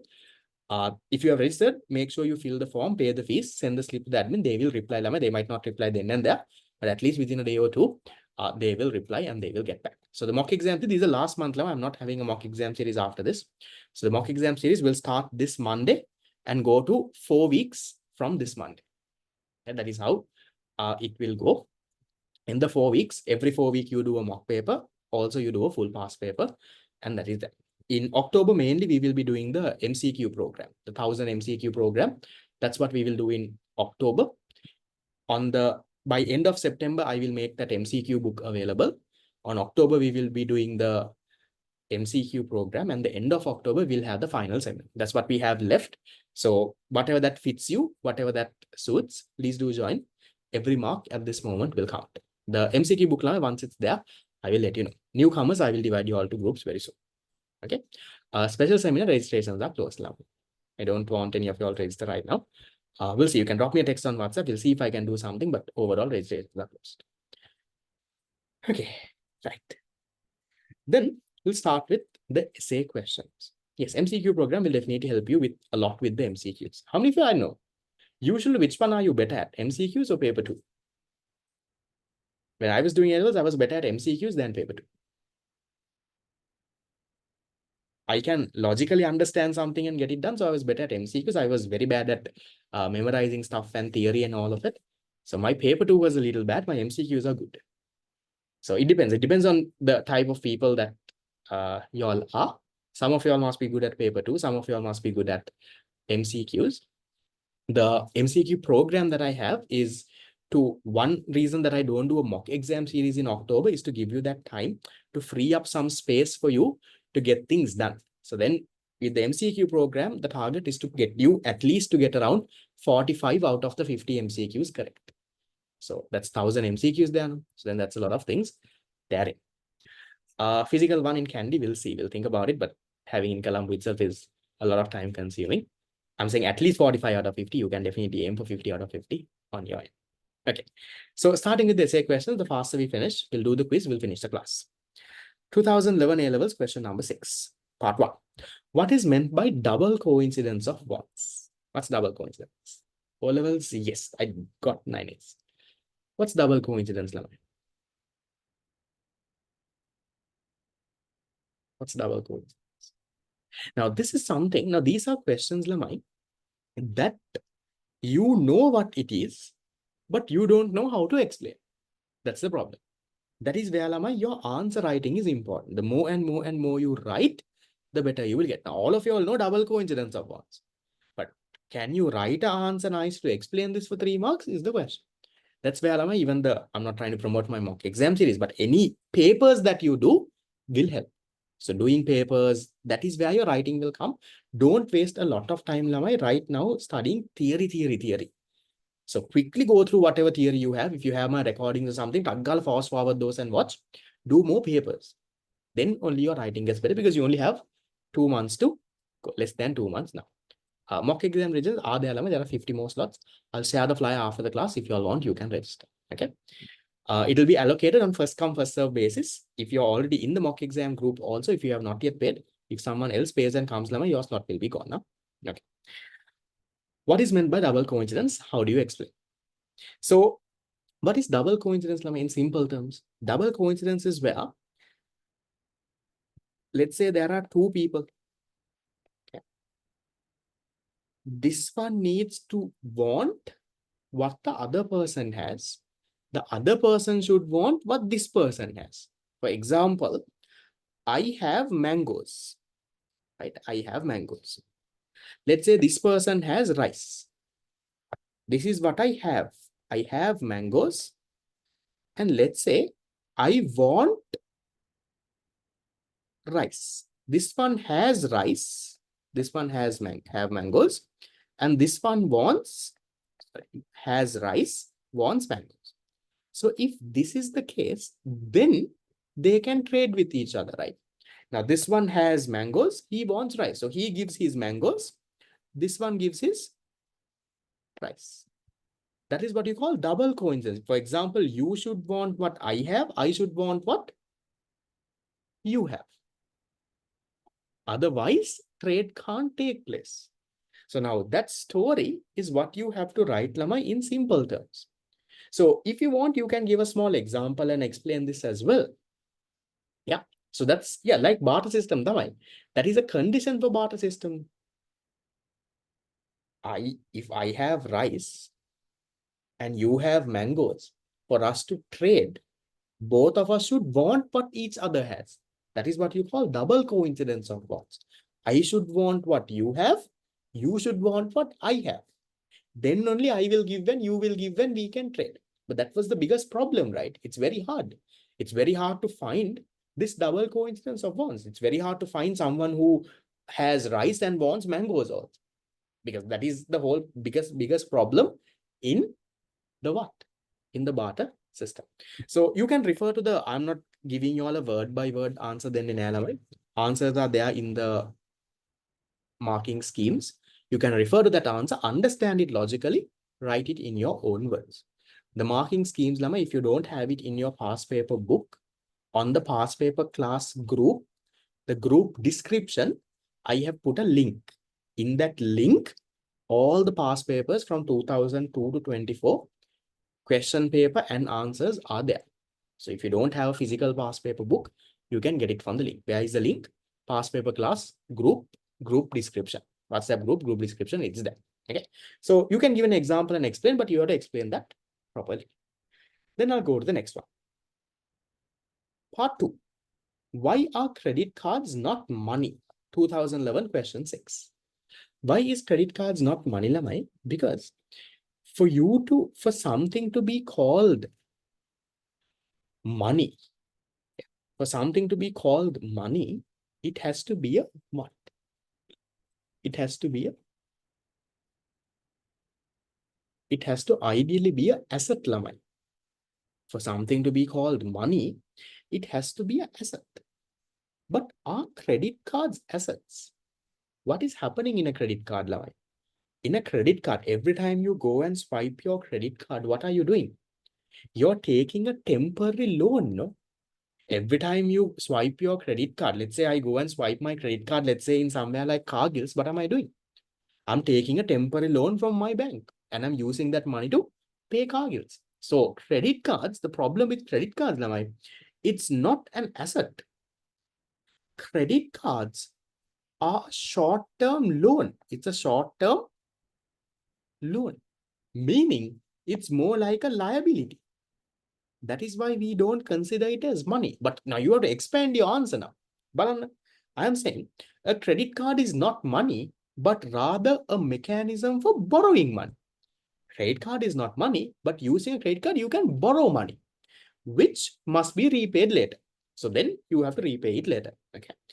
It is just a card that lets you take out an instant loan when you make a purchase. So when you make a purchase, you're taking like an instant loan. So when you sign, right, when you swipe your credit card, remember you sign in that small paper, the receipt that gives. What does that mean? That is you signing and telling that you agree to pay for these goods later on. Then credit cards do not perform the function of store of value. Like in a credit card, you can't store money. It's only a temporary means of payments. That means it's a money substitute. So it's not really money. It's more like a money substitute. The actual payment, to make the actual payment, money is required. Remember, when you, at the end of the month, you have to settle your credit card. That is where the actual money movement happens. So in order to do that, you have to pay it through your savings account or your demand deposit or whatever that. So that's the story that you have to talk about. So basically, if I'm telling you the story again, why is it taking money supply? I'll come to, there's another question. Why is credit cards not money? For something to be money, it has to be an asset. Credit cards are not really an asset. Credit cards is a means of borrowing money. So means of borrowing money, it's a liability. It's a form of taking a loan. And credit cards don't really perform the functions of money. It doesn't act as a store of value and all of it. It acts as like a temporary medium of exchange. Not a proper medium of exchange, like a temporary medium of exchange. So we don't consider it as money. That's the story that you have to talk about. Okay. We do talk about it on the types of money. That is, I understand, but we don't consider it as a proper form of money. Debit cards will come to it. There are some other questions in the later questions. I'll come to it. Some of your questions that you all asked on chat box, I'm ignoring because I will be covering that later on. Okay. Done. Then we go to 2012. Okay, this is a very easy one now. What are the principal reasons for people demanding money? When they say what, how should your answer format be? Should you explain? Should you write point form? Should you do what? So when they say what lamai, you can just write point form. You don't have to go into detail, right? So if they say what, if they say list, if they say state, if they say mention, so all of these verbs lamai, you can write answers in point form. You don't have to explain. So when they say what are the reasons for demanding money, why do people demand for money for lamai? It's like a free question, lamai. Yes. That's why I told you some of the questions are very easy. Two parts of it will be a little hard. Most of it is easy. So you have the transaction motive. Now, if you feel a little bad, you may not enough ne transaction motive with at the kira. Maybe what you can do is write one line about it. If you really feel bad, if I only write this, will they give me marks? They will. But if you want to, let's say, write more, just write one line about it. You can say this is the amount of money people keep with them for their day-to-day transactions. That's it. Please don't go and explain in detail or nothing. Okay. Then the precautionary motive. So this is the money that people keep with them for what, Lamai? For any emergencies. So if you want, just write a one line about it. Don't go and look what a paragraph liyan about. And then finally you have the speculative motive. This is what the money people keep with them for any investment purposes. If they have a good opportunity to Taggala, use that money and invest. So if you just write these three, you will get your 3 minutes. Maximum, if you want, write one line about it. Please don't go and waste time explaining. That. Then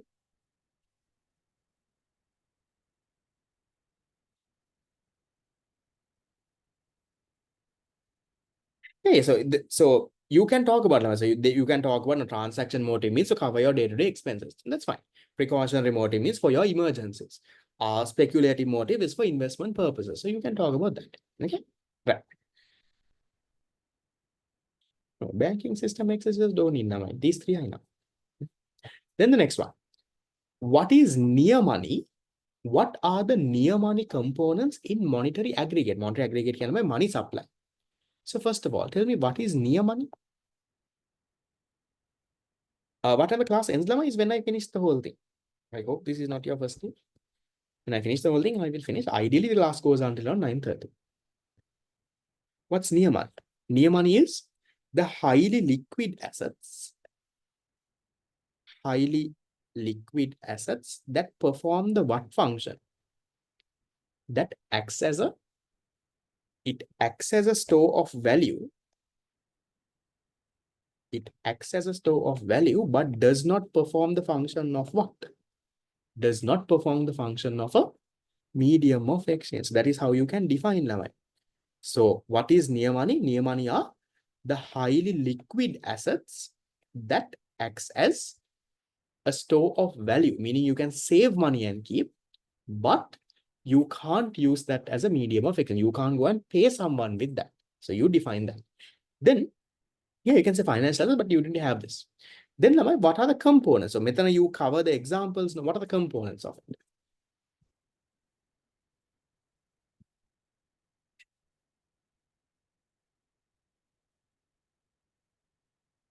What's that? Ideally say assets. You have savings deposits. You have what?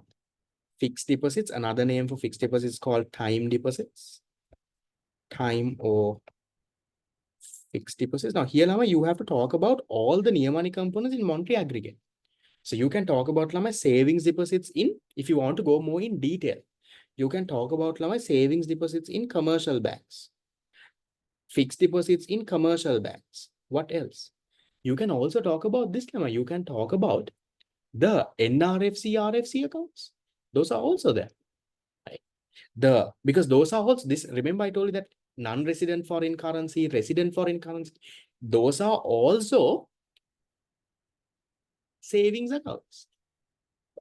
It's just that it is in what? It's just that it is in foreign currency. So you can talk about resident foreign currency accounts, non-resident foreign currency. You can talk about time and savings deposits in finance companies. You can talk about time and savings deposits in what? In the specialized banks. Guys, RFC and RFC I went through in the MCQ. If you missed that, please go back to that. We can talk about those. Then, should you talk about treasury bills and treasury bonds? Commercial papers. Ideally, I would like if you don't talk about it because they're asking Lamai, what are the near money components in monetary aggregate? Monetary aggregate can in money supply. So what? In money supply, Lamai, treasury bills, treasury bonds, in any. Can you just check the answer scheme that you have in your past paper book? They talked about it. I've also not seen the answer. Have they talked about treasury bills, treasury bonds, commercial papers? Not really, right? Treasury bills, treasury bonds, commercial papers are a part of near money. I agree. But that is not a part of money supply. Now, when you say monetary aggregates, can a money supply? So the other components of near money are treasury bills, treasury bonds, promissory notes, commercial papers, all of that, right? Promissory notes, commercial papers. So all of that are parts, but it's not a part of monetary aggregate. Monetary aggregate, it's not a part of money supply. So I would recommend then not write it. Maybe if you really want, okay, you can write these stuff. Savings deposits in commercial banks, time deposits in commercial banks, time and savings deposits in registered finance institutes, time and savings deposits in licensed specialized banks. Yeah, you can say 50%, no problem. 50% of your NRFC, non-resident foreign currency, your resident foreign currency, you can talk about those. So if you've given that, then that is fine now. That should be okay. So for this part, most likely they'll give you around 2 marks for what is near money, 3 marks for the compo. You can write about treasury bills, treasury bonds if they just ask you for examples of near money. Then that is fine. 50% of it, Lama, is good to give. Components, at least 3. No. Then 2013. Demand deposit is not near money, Lama. Demand deposit is bank money. Demand deposits are wrong. Currency held by public is wrong. 2013, question 6, part 1. What do you mean by high-powered money? Open market government securities, again, no. Sorry, there's the word M4 here. Yeah, so M4. So then you can talk about all of this, right? So all of that becomes a part of that. Right? What do you mean by high-powered money? Explain briefly how high-powered money can be created by the central bank. So what is high-powered money, Laman? High-powered money, we say, are the actual notes and coins printed by the central bank. But there is another way of defining, Clever. How can I define it in another way?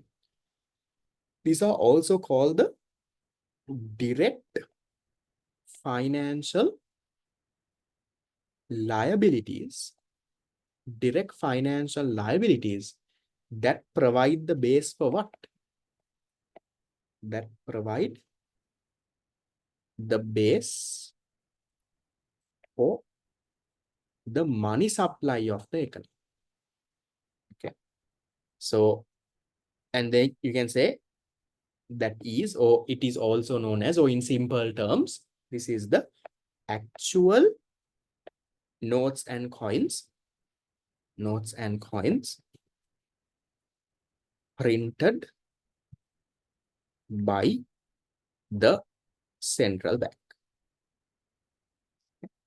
Why is it not a asset? I'll tell you why. Okay. So then now they're asking you, Lama, explain how high-powered money can be created. So high-powered money can, Lama, you're printing actual money. When can you print actual money, Lama? When can the central bank print money? When they can acquire a what? When they can acquire a asset. So central bank, remember, Lama, they can only print money to acquire an asset, right? So how can high-powered money be created?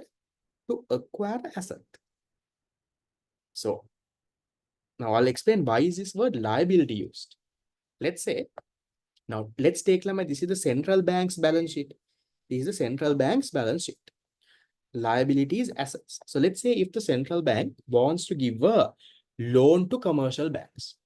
So they give a loan to com banks. That is an asset. Loan to com banks 100 million. On the other side, they can actually print high-powered money and give that loan. So to give that loan of 100 million, they can actually print money. That's why we call that high-powered money as the direct financial liability. Because it's recorded on the liability side when you acquire an asset. So then, what type of assets do you have, Lamai? Broadly, mainly you have two. You have domestic and foreign assets. So what are the domestic assets that the central bank can acquire, Lamai? If they are giving a loan to the government, yeah. So net loans to the government. This is what you call money printing. Central bank prints money and buy treasury bills and bonds, giving a loan to the government. Then you have loans to commercial banks. And then you have my foreign assets. So foreign assets kiyanne, you can talk about this is, remember, do you all remember, Lamai, we talked about this in the special seminar. Do you remember I talked about how the central bank, Lamai, intervenes to the market and buys dollars, builds up their reserves, Katawa, remember? I told you right now there is so much of dollars in the market. Worker remittances are doing well. Tourism is doing well. There's so much of dollars. What is the central bank doing? Now they are buying dollars. So for them to buy dollars, what should they do? They have to give rupees. So buying dollars is an asset for them. So in return, they can print rupees. So this is that. Right? So foreign. So you can have the foreign assets or foreign currencies acquired. All of that will be there. So guys, these are there in your notes. You can talk about it. These are the determinants. Here you will have other asset part also. So that's how you can create high-powered money. So how can you create high-powered money? You can create high-powered money only if you can acquire an asset. ඒක නිකන් print කරන්න බෑ. So acquire an asset kiyanne, either you are giving a loan, it's an asset for you. You can. Yes, a good question. Now, from this, which one is no longer a determinant? I showed you all this in the monetary policy seminar as well. Which one will no longer be a determinant? Which one of this is banned with the new Central Bank Act? So with the new Central Bank Act, now you can't directly give loans to the government, right? Central bank can't print money to give loan. They can print money for other purposes. They can't print money to directly or indirectly finance the government. So that will then no longer be a determinant because of the new Central Bank Act of 2023. So you can maybe give that, right? We have talked about why and how and all of that. I'm not going into that detail now, but maybe right now you can give that, but maybe next to it, Lama, you can say will no longer be a determinant due to the Central Bank Act of 2023 preventing the government directly financing this. Okay. So that is the story. Why is it a liability again, Lama? Because in the balance sheet, it gets recorded on the liability side. If you want to, let's say, for example, get an asset, give a loan to a commercial bank, on the other side, you can print money. So the printing money, the high-powered money will be recorded on the liability side because balance sheet has to balance it. That's why you call it direct financial liabilities of the central bank. That's that. Cool. Then we go to the next one. So answer for this, Lama, you can get from the past paper book. Whatever answer that is in the past paper book is correct. So you can get that answer. I'm just explaining that answer. So if you can't get the exact words for it, Lama, look at the past paper book, look at the tute. You should be able to get an answer. Okay. Now, the mark allocation will most likely be Lama, 2 marks, around 2 marks for this, around 2 marks for this. Or maybe let's say 1 mark for this and 3 marks for this. Somewhere around there. This part, Lama, it's a little important if you know the story. Fine. Why is it direct liability? I went through that now thrice. If you missed it, I'll again come to it at the end. Okay. Okay. 2013, question 6, part 2. Yeah, created determinants now. What are the determinants of money supply in an economy? Remember, this is directly there in your tute now. The determinants of money supply are, you can write it like this: the net foreign assets of the banking system, net loans of the banking system to the government, loans given by commercial banks to the private sector, and net other assets of the banking system. Or you can also talk about this. Money supply is your high-powered money into money multiplier. So then you can talk about these individual components, their determinants also. That way also you can talk about the determinants of money supply. This is directly a theory part that is there in whatever tute that you're studying. Loans to commercial banks is an asset because commercial central bank has to get that money. Now, if anyone gives a loan in their balance sheet, it will be asset for them. For commercial banks, it's a liability. If central bank gives them a loan, for commercial banks, central bank, it's an asset. If I give you a loan in my balance sheet, I will record it as asset, right? So you can either talk about this or you have to go into this way and you have to explain the determinants of high-powered money and money multiplier separately. You have to do that for this question. Loans given by the banks. You can give this lemma at this point too, it's okay, but it won't be to that extent. Then the next one. Now these are calculation. There were similar questions in MCQs also. We'll see. Assume that for a hypothetical economy, money supply is 1,200. Always remember, if they just say money supply, that is M1 money supply. That is currency held by public and demand deposits. Total bank deposits are 800. So they're saying M1 is 1,200.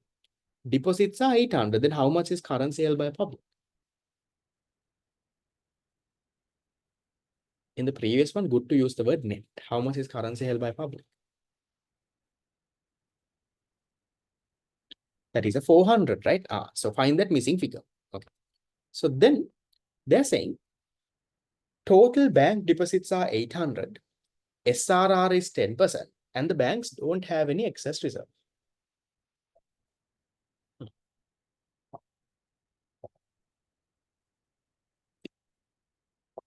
They're asking us for the money multiplier. We had a very similar MCQ. So how do you find the money multiplier? Again, money supply divided by high-powered money. So they have given us lamai money supply. They're telling us in the question, money supply is 1,200. How much is the high powered money? We don't know. So we'll have to calculate that lamai.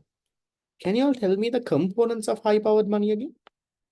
Components of high powered money is one, currency held by public, currency held by commercial banks, that is lamai any excess reserve. Then commercial bank deposits with the central bank, that is any required reserve, and then any other government agency deposits. Okay, so we'll try to find these components. How much is currency held by public? Currency held by public is a 400. How does the 400 come along? That is a missing figure, right? M1 is currency held by public plus demand deposits. So if M1 is 1,002, demand deposits are 800. The balance 400 is currency held by public. Okay. Is there any excess reserve in the question? They are saying there is no excess. So there is no currency held by commercial banks. Commercial bank deposits with the central bank. What do they deposit? Any required reserve, the SRR. So how much do you think they would have deposited now? Demand deposits are 800. SRR is 10%. They would have deposited 10% of 800. They would have deposited 80 billion. Other government agency deposits are not there. Then how much is your total high powered money? Total high powered money is 480. So now you can put that into the equation. So money supply is 1,200. High powered money is 480. How much is your money multiplier? Your money multiplier is a 2.5 times. Okay, that's how you get that done. Then part B is asking, if the central bank purchases 3 billion of treasury bills from commercial banks, what is the greatest amount by money supply would change? Now, when you get a question like this, you're not sure, sir, should I use the deposit multiplier or should I use the money multiplier? What do you think? Usually for a question like this, if the previous part was to calculate the money multiplier, that's a hint that you have to use the money multiplier, not the deposit multiplier. Okay. So you have to use the money multiplier for this. So then central bank purchases 3 billion worth of treasury bills. First of all, will money supply increase or decrease if you purchase? Because either get currency held by public as 400 is because of this lemma. They are saying money supply is 1,200. Demand deposits are 800. So missing figure is only 400. Okay, these are easy ones. Don't daydream. So if central banks purchases, that is monetary policy. If central bank purchases, money supply will increase. What is the greatest amount that it can increase by? You multiply the 3 billion by the money multiplier. Your money multiplier is 2.5. If money multiplier is not there, then you can use deposit multiplier. But if you can get the money multiplier, you have to use money multiplier. So how much is that then? It increases by, now when they say how much does it change by, don't just say 7.5 billion. Say whether it increases or decreases by 7.5. So increase by 7.5. So how do you choose between money multiplier or deposit multiplier? If it is a central bank purchasing a bond or selling a bond, it has to ideally be deposit money multiplier. If that money is coming into like a commercial bank, then you can use the deposit multiplier. But here they are not talking about the money coming into a commercial bank or anything. So ideally, you have to talk about the money multiplier. If money multiplier was not there, you can then use the deposit multiplier. Money supply won't decrease. Now, if the central bank purchases bonds, they are injecting money. Don't worry about single bank banking system. That is credit creation. Now, this is not credit creation. So say increases by 7.5 billion, not change by 7.5. Be more specific when you're writing your answer. Then 2014. Okay. Using a diagram, any question you missed, I'll come to it at the end. Using a diagram, the relationship between income and money demand for transaction. Easy, Lamai. What are they asking you to explain? For 5 marks, they're asking you to explain the transaction motive. So, what is the transaction motive? So you have to now explain that, right? I'll just give you points. So you can say, my transaction motive is the money that people keep with them for what? For their day-to-day expenditure. Why do they keep money with them for their day-to-day expenditure? Because there is a difference between when you get money and when you make expenditure. Usually you get money once a month. Your salary comes once a month, but you have expenditure every day.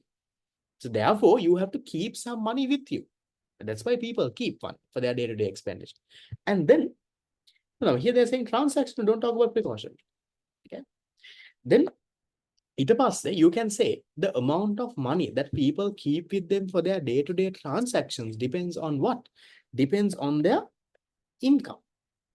If your income increases, demand for money for the transaction motive will increase.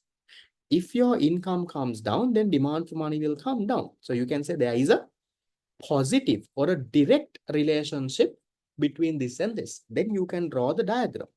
So you can draw the diagram and you can show. So this will be your income. This will be your demand for money under transaction motive. You'll have a positive line like that. You can say vice versa, no problem. So explain that whole story. No, don't explain all three, Lamai. Then that is you're showing that you have not understood the question. When the question is saying, Lamai, relationship between income and money demand for transaction, don't talk about precautionary or speculative.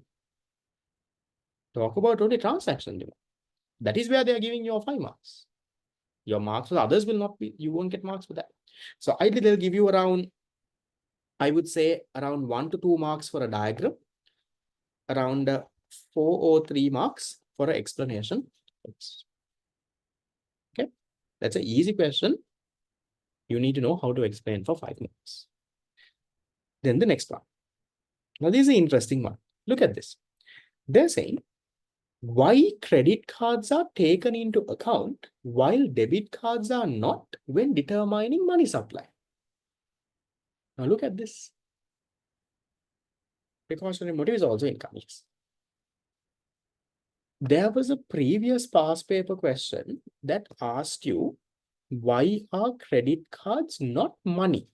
And then remember we said credit cards are not an asset. Therefore, it's a loan. Hinda, it is not money. Remember in this 2011 question, we talked about that. Credit cards are not money. Okay, fine. But now in this past paper question, they're asking you, why are credit cards taken into money supply? It's not money, but it's taken into money supply. Maravade. In the 2011 paper, they are saying credit cards are not money. And then you gave an answer also. So now you have a problem, sir. If it is not money, then why? Now here they are asking you, in 2014, they are asking you, even though they are not money, why is it taken into money supply? Why do you put credit cards into money supply? The reason is, Lamai, credit cards don't directly come to money supply, right? But you know what happens? Every time you use your credit card, Lamai, you're taking a loan. You're taking a short-term loan. So these short-term loans that you take gets recorded, Lamai, under something called credit to the private sector. Under the now in your syllabus, Lamai, we don't learn those in detail. Under the M2 definition, there is something called credit to private sector. So credit to private, I'll show you some actual numbers. So it gets recorded there. Now in our syllabus, when you say M2, they say CC, DD, time and saving, but in reality, it's a little bit more complex than that. So I'll show you the actual numbers for Sri Lanka. Look at this. Then you all will see this. Here. So yes, very click.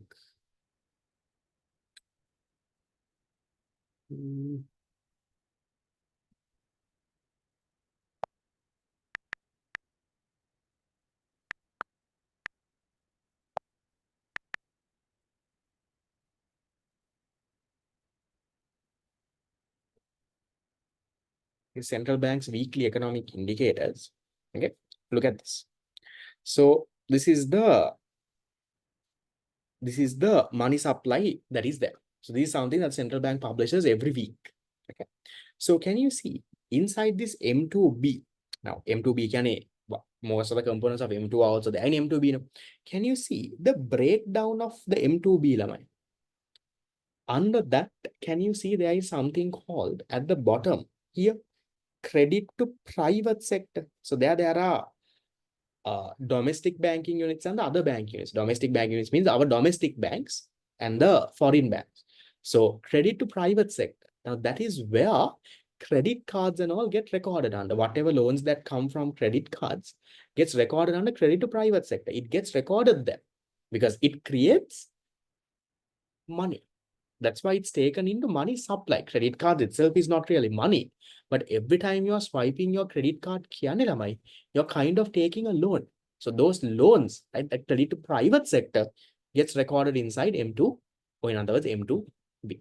That's what they're talking about in that answer. So they're saying here, the loans taken through credit cards are included under credit to private sector, according to the M2 definition. A credit card is a mode of granting loans.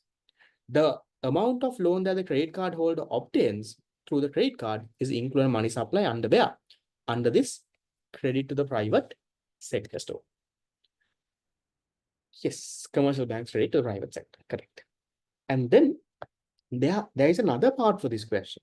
The other part of the question is asking you M2, M2B, same thing now, because whatever that's in M2 is also in M2B, except for that resident, non-resident foreign currency storing. And then, and while debit cards are not taken into money supply, why do you think debit cards are not taken into money supply?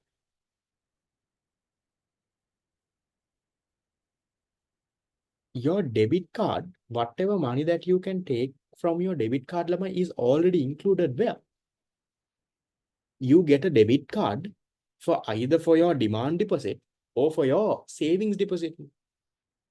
So whatever money that you can withdraw from your debit card is already included inside demand deposits and saving deposit. So if you include it, you're double counting. Now, for example, now you all have a savings account. How many of you have a debit card? Yes. If you don't have one, at least after A-levels, go and get one. So let's say you have 100,000 in your savings account. Then you also have a debit card that you get for your savings account. That also means you can withdraw 100,000. So can you take 200,000 to money supply? Can you say I have 100,000 in my savings account? I can withdraw 100,000 from my debit card. So there is 200,000. Then it's the same 100,000, right? So why you don't include debit cards in money supply is because if you include, you end up double counting. Because it's already there. Because savings accounts, demand deposits are already there. Again, you don't have to go and include debit cards. Because if you include, it becomes double counting. So therefore, you don't include that. So that is that part. Is that part fine? Shape. That's 2014 question number. Okay. That. Then we'll go to the next one. 2015. Yes, I'm wondering, are you all too tired to finish the whole thing off? Yeah, we have the quiz as well that I want to do. How big is the next part? The next week we'll have to finish inflation and this both of it. Because anyway, I want to finish one a week at least, because otherwise we can't get it done. Okay. So we'll try our best to do as much as we can. So we'll do until, let's say, 9:20, and then we'll do this. And next week, what we'll do is we'll do the last part of this plus inflation. Inflation next part is not that long. Okay. So next part is actually small. That is the next week's part. Then we can do the remaining of this then. Okay. So quickly give me answers. We'll try to do as much as we can until 9:20, and then we'll do the quiz. Question 6, part 1, 2015. Define money. What is money? Money is lamai. How do you define money? Ideally, when you define money, money is, we say money is something that can that acts as a medium of exchange. That's the main function of money, right? Something that acts as a medium of exchange that is generally accepted and acts as a medium of exchange. So generally accepted and acts as a medium of exchange. That means in order to buy something, you can pay money. And then they're also asking you, how does money remove the defects of barter system? Now, what were the problems of barter system? In barter system, Lamai, you had to have double coincidence of bonds, right? Then you had Lamai measurement problems. You had divisibility issues. You had so much of problems, right? But with the introduction of money, all of that is gone, right? With money, you can measure the value of stuff. Money acts as a unit of account. You can measure. And you don't have to need double coincidence of bonds because money will act as a medium of exchange. You can give money and buy something, right? You can talk about that. Then because of money, you don't have storage issues because money is something that is you can store and keep, not like goods. So that story is what you are talking about. And you are talk about the problems in the barter system. And you have to talk about now because of money, now those problems are not there, Kiela.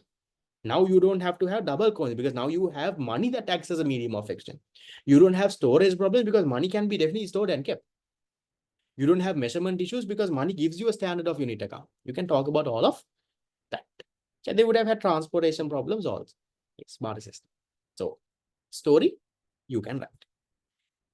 Then the next one, 2015, same thing no here. 2015 question number 2. Explain why credit cards are not mine. So what do you have to write? The same answer you used for the 2011 one. So that is which question? That is this question here, 2011 question number 6, part 2. Why are credit cards not mine? There they asked it for 3 marks. Now they're asking for even shorter question. They're asking it for 2 marks. So question 6, part 2 is what you can write the same thing again. Okay, not going into detail, we did this. Then 2015, there's another one. List the macroeconomic variables that determine the demand for money. Briefly explain how these variables affect the demand. Can you tell me what are the macroeconomic variables? In most of the units, now my questions get repeated. One is income. What else? Interest rates. What else? Price level. Price level, or in other words, inflation. Or in other words, inflation. What else? You can even talk about innovations in the financial market. I'm not very sure if that is considered as a macroeconomic variable though, but you can give. Can you look at the answers that you have and see whether there is anything else on the marking scheme that they have given? Future expectations, yes, but that is also then again not a real direct macroeconomic variable. That's a future expectations, things like that. So if you have given around 4, that is fine. And then they're saying, no, briefly explain how these variables affect. So we'll talk about how these variables affect. So start with income. How does income affect my demand for money? Don't say aggregating, I'll just say income. If your income increases, demand for money will increase. There is a positive relationship. Income comes down, demand for money will come down. What about interest rates? If interest rates increase, what will happen for demand for money? It will decrease. There's a negative range, the speculative motive story.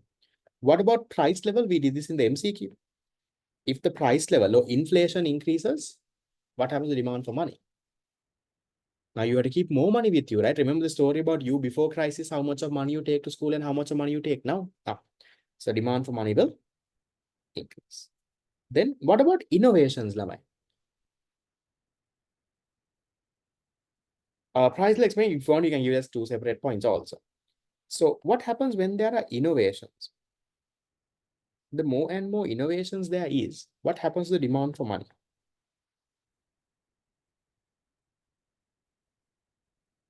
The more and more innovations there is, my demand for money will decrease. You know why? I'll give you a simple example. Now, if you take an example of debit cards. Now, debit cards is like a financial innovation. Now, it's not a new thing. But think, Vilu, 20 years ago, debit cards were not very popular. So when there were no debit cards, when your father gets his salary, what will he do, Lamai? Will he go and put the entire thing in the bank? Then every day he has to go to the bank and withdraw and all of it. No, right? At that point, when your father got his salary, most of the money he would have kept in his almirah. Demand for money means how much of money you keep in the form of money, in the form of cash. So earlier, 20 years ago, you all keep a lot of money in the form of cash. But now when your father gets his salary, are you now keeping all that money in the almirah? Are you keeping that in the form of cash now? No, right? Now when your father gets his salary, it's in his bank account.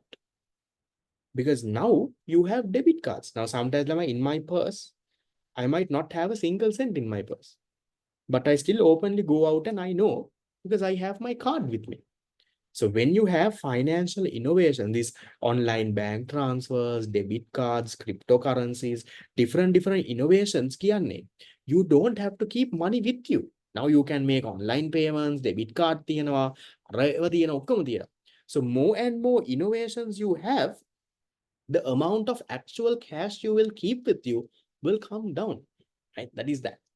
Then you can talk about future expectations. Now, future expectations, that is different, right? So it depends on, for example, what you expect future inflation to be, what you expect your future income to be. That can also have. You can't directly write a sentence saying future expectation increase, demand increase. That depends on what the future expectation actually is. Okay. So these are the main three, right? Apart from that, you can give in a few other points as well. Done. So we do it from 2016. We'll do it on next week then. Fine. 2016 to 24, along with the inflation question. Right. So then we'll do the quiz now. So the quiz is there are 15 MCQs, all from mostly what we discussed today. Plus, there can be 1 or 2 questions from here and there. After that, I'll take whatever questions you all have, I'll answer. Okay. So give me a second. Let me load the quiz.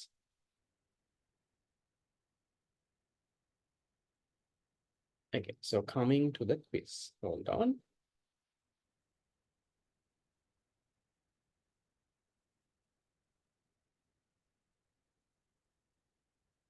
Okay, so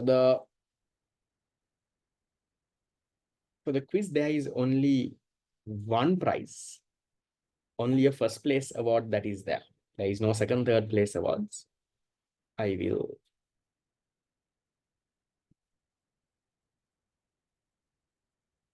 The cartoon we went through at the start of the class.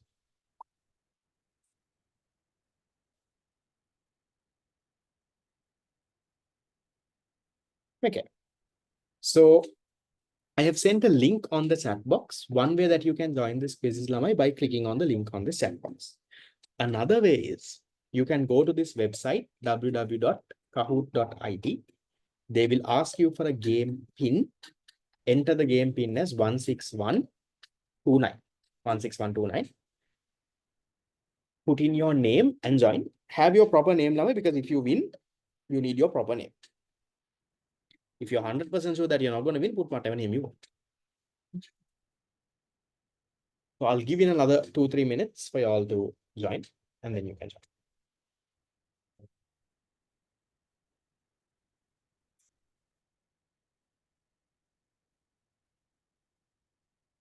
Either click on the link that I sent on the chat box. You can use your phone, laptop, any device is fine. You can use any device. Or else go to this website, www.kahoot.it. Or if you have a Kahoot app, if you have the app, you can use that.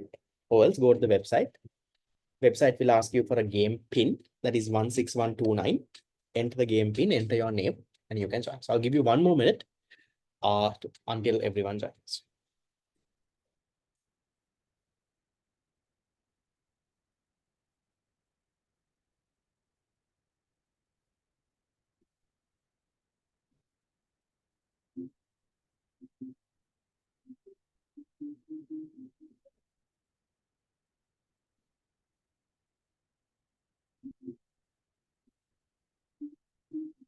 So I'm sharing a screen, right? Hope you can see a screen. It's another screen. Okay. Okay. Right. So I am starting. You can even join in the middle level in case you have a connection issue. Okay, I'll wait for 30 seconds. There are 160 odd people who have joined.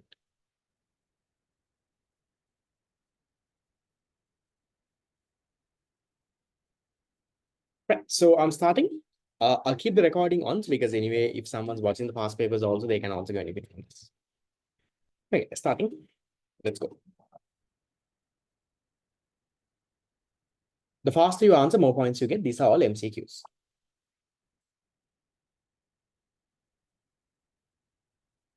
If a customer withdraws cash from their savings account and hold it as currency, what is the effect on M1 and M2?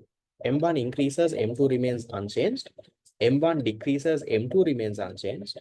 M1 and M2 remains unchanged. M1 increases, M2 decreases. Okay, which one? They are withdrawing money from their savings account and keeping it in the form of currency.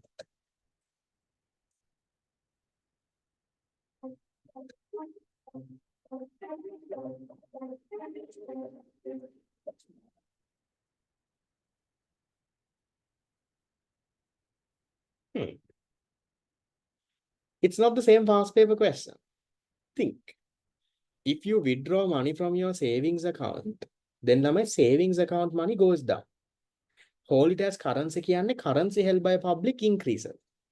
So both are components of M2. No? So M2 will remain unchanged. But how are you saying M1 is unchanged?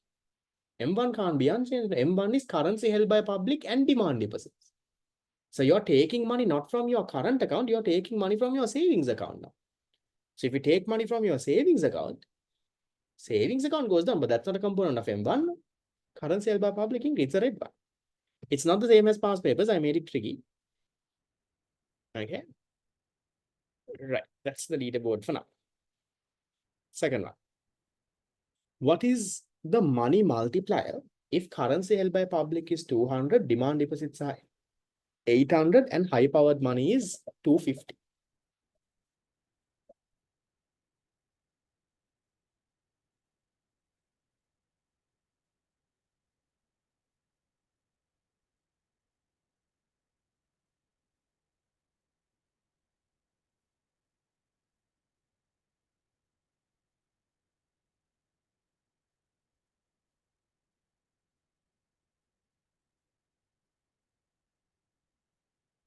Okay, nice. So it's money supply divided by high powered money. So your money supply is 800 plus 200 is 1000. 1000 divided by 250, you get 4. Yes, remember the faster you answer, more points you get. But that doesn't mean you, just as the question comes, you answer and you get it wrong. So properly do the question so that you at least get some points. Question 3. According to the Keynesian theory, the speculative demand for money decreases as interest rate rises, is solely determined by real income, is independent of interest rates, increases as interest rate rises. Which one?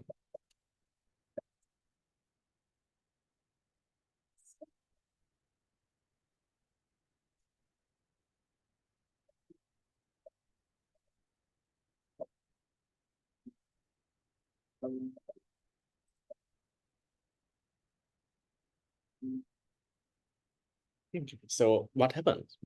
Speculative demand for money will decrease when the interest rate goes up. Negative relation. Okay, that's the leaderboard for now. Going to the next. Which the following is considered the most liquid asset? Which one is the most liquid asset?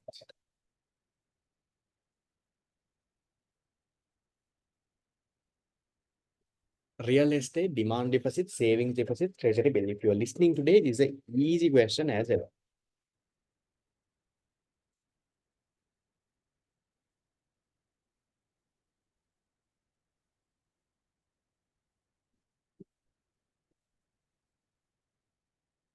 No, demand deposits, right? That's the most liquid out of all of this. Okay, leaderboard has changed a bit. Going to the next. High-powered money consists of currency held by public plus commercial banks reserves, currency held by public plus time deposits, total loans issued by commercial banks, M2 money supply plus government securities. Which one?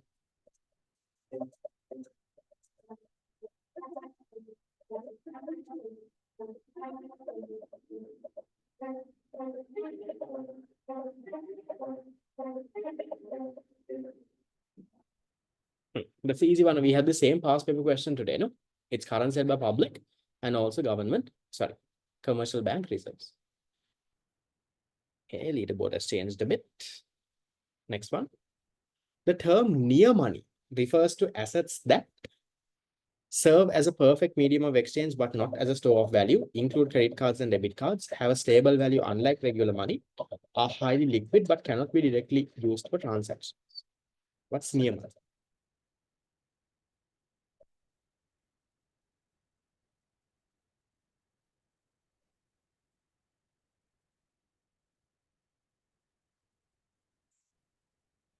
Answer number 4, no? The green one there. Good. Okay, leaderboard is not changing. Next one. If the central bank sells 10 million in government securities, the maximum change in money supply is, assuming 10% SRR.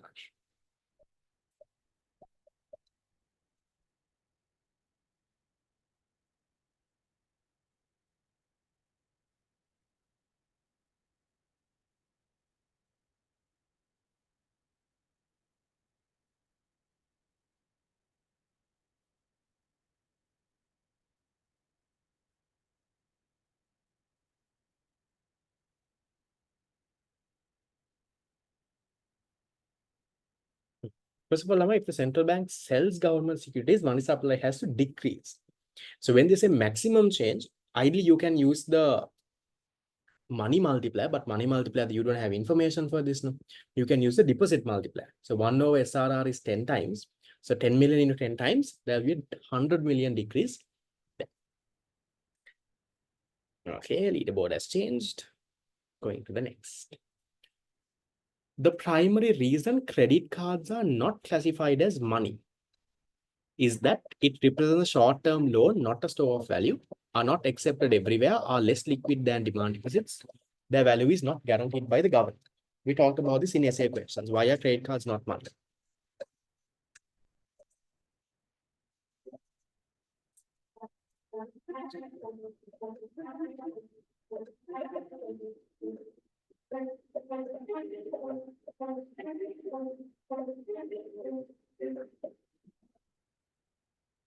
They're not considered money because they represent a short-term loan and are not a store of value.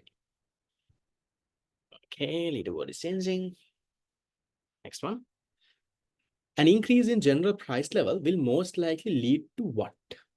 A decrease in transaction demand for money, a decrease in speculative demand for money, no change in total demand for money, an increase in transaction demand for money. What happens if the prices of goods increase? What if there is inflation?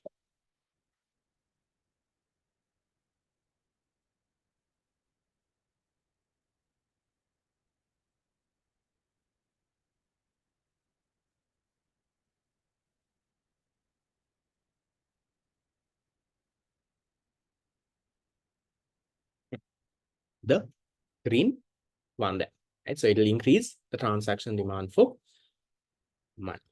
Good. Then the next one, very tough competition on the top, very close. 10. Which the following is not included in M2 definition of money supply? Currency held by commercial banks, currency held by public, demand deposits, savings deposits.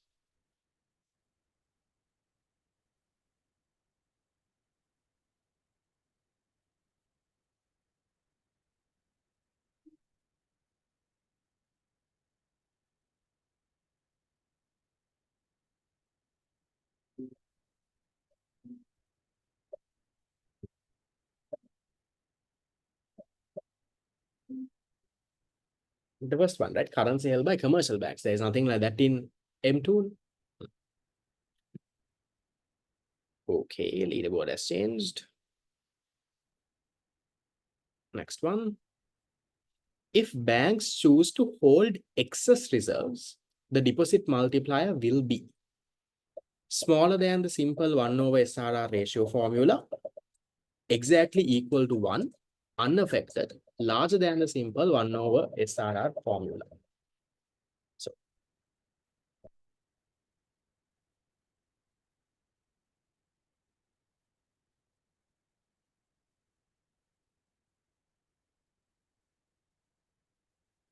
this is the bit from credit creation. So if the banks keep excess reserves with them, Lamai, credit creation will not happen that much. No? Deposits will multiply less than the amount that 1 divided by SRR shows. So 1 over SRR says, let's say SRR is 10%. It says it will multiply by 10 times. But if banks are keeping excess reserves with them, then it will not actually multiply 10 times. It will be smaller than the simple 1 over SRR ratio there. Okay, that's the leaderboard. Next one.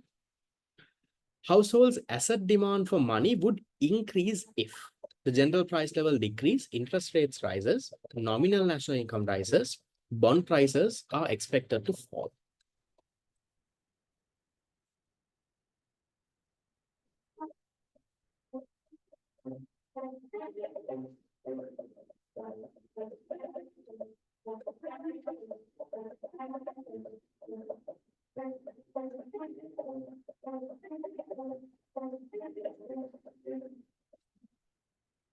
When you say asset demand can speculative motive.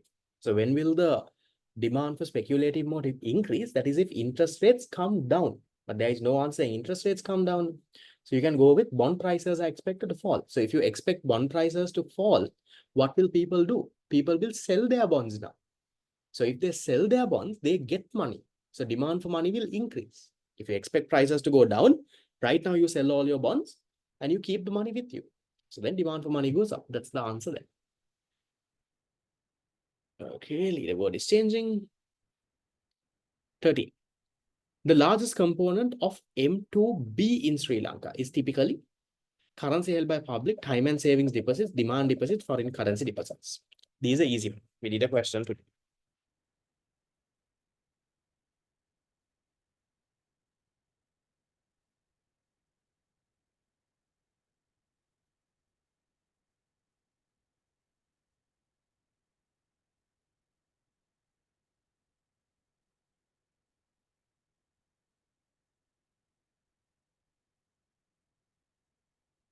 Time and savings deposits. That's where people keep their money in. Okay, next one. We have two more questions. The central bank has the least direct control over which component of money supply? The SRR, the discount rate, the public's preference for holding currency versus deposits, the level of high-powered money. Which one does the central bank have least control?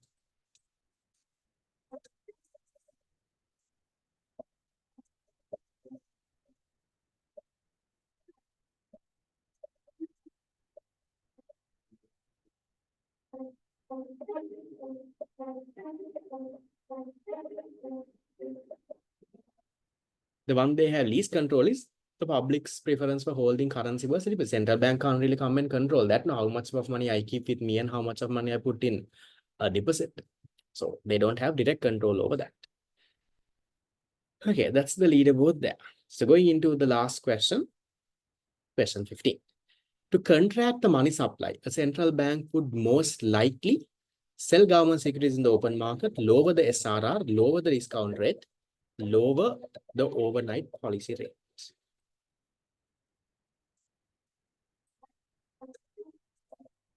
To contract the money supply, what should they do?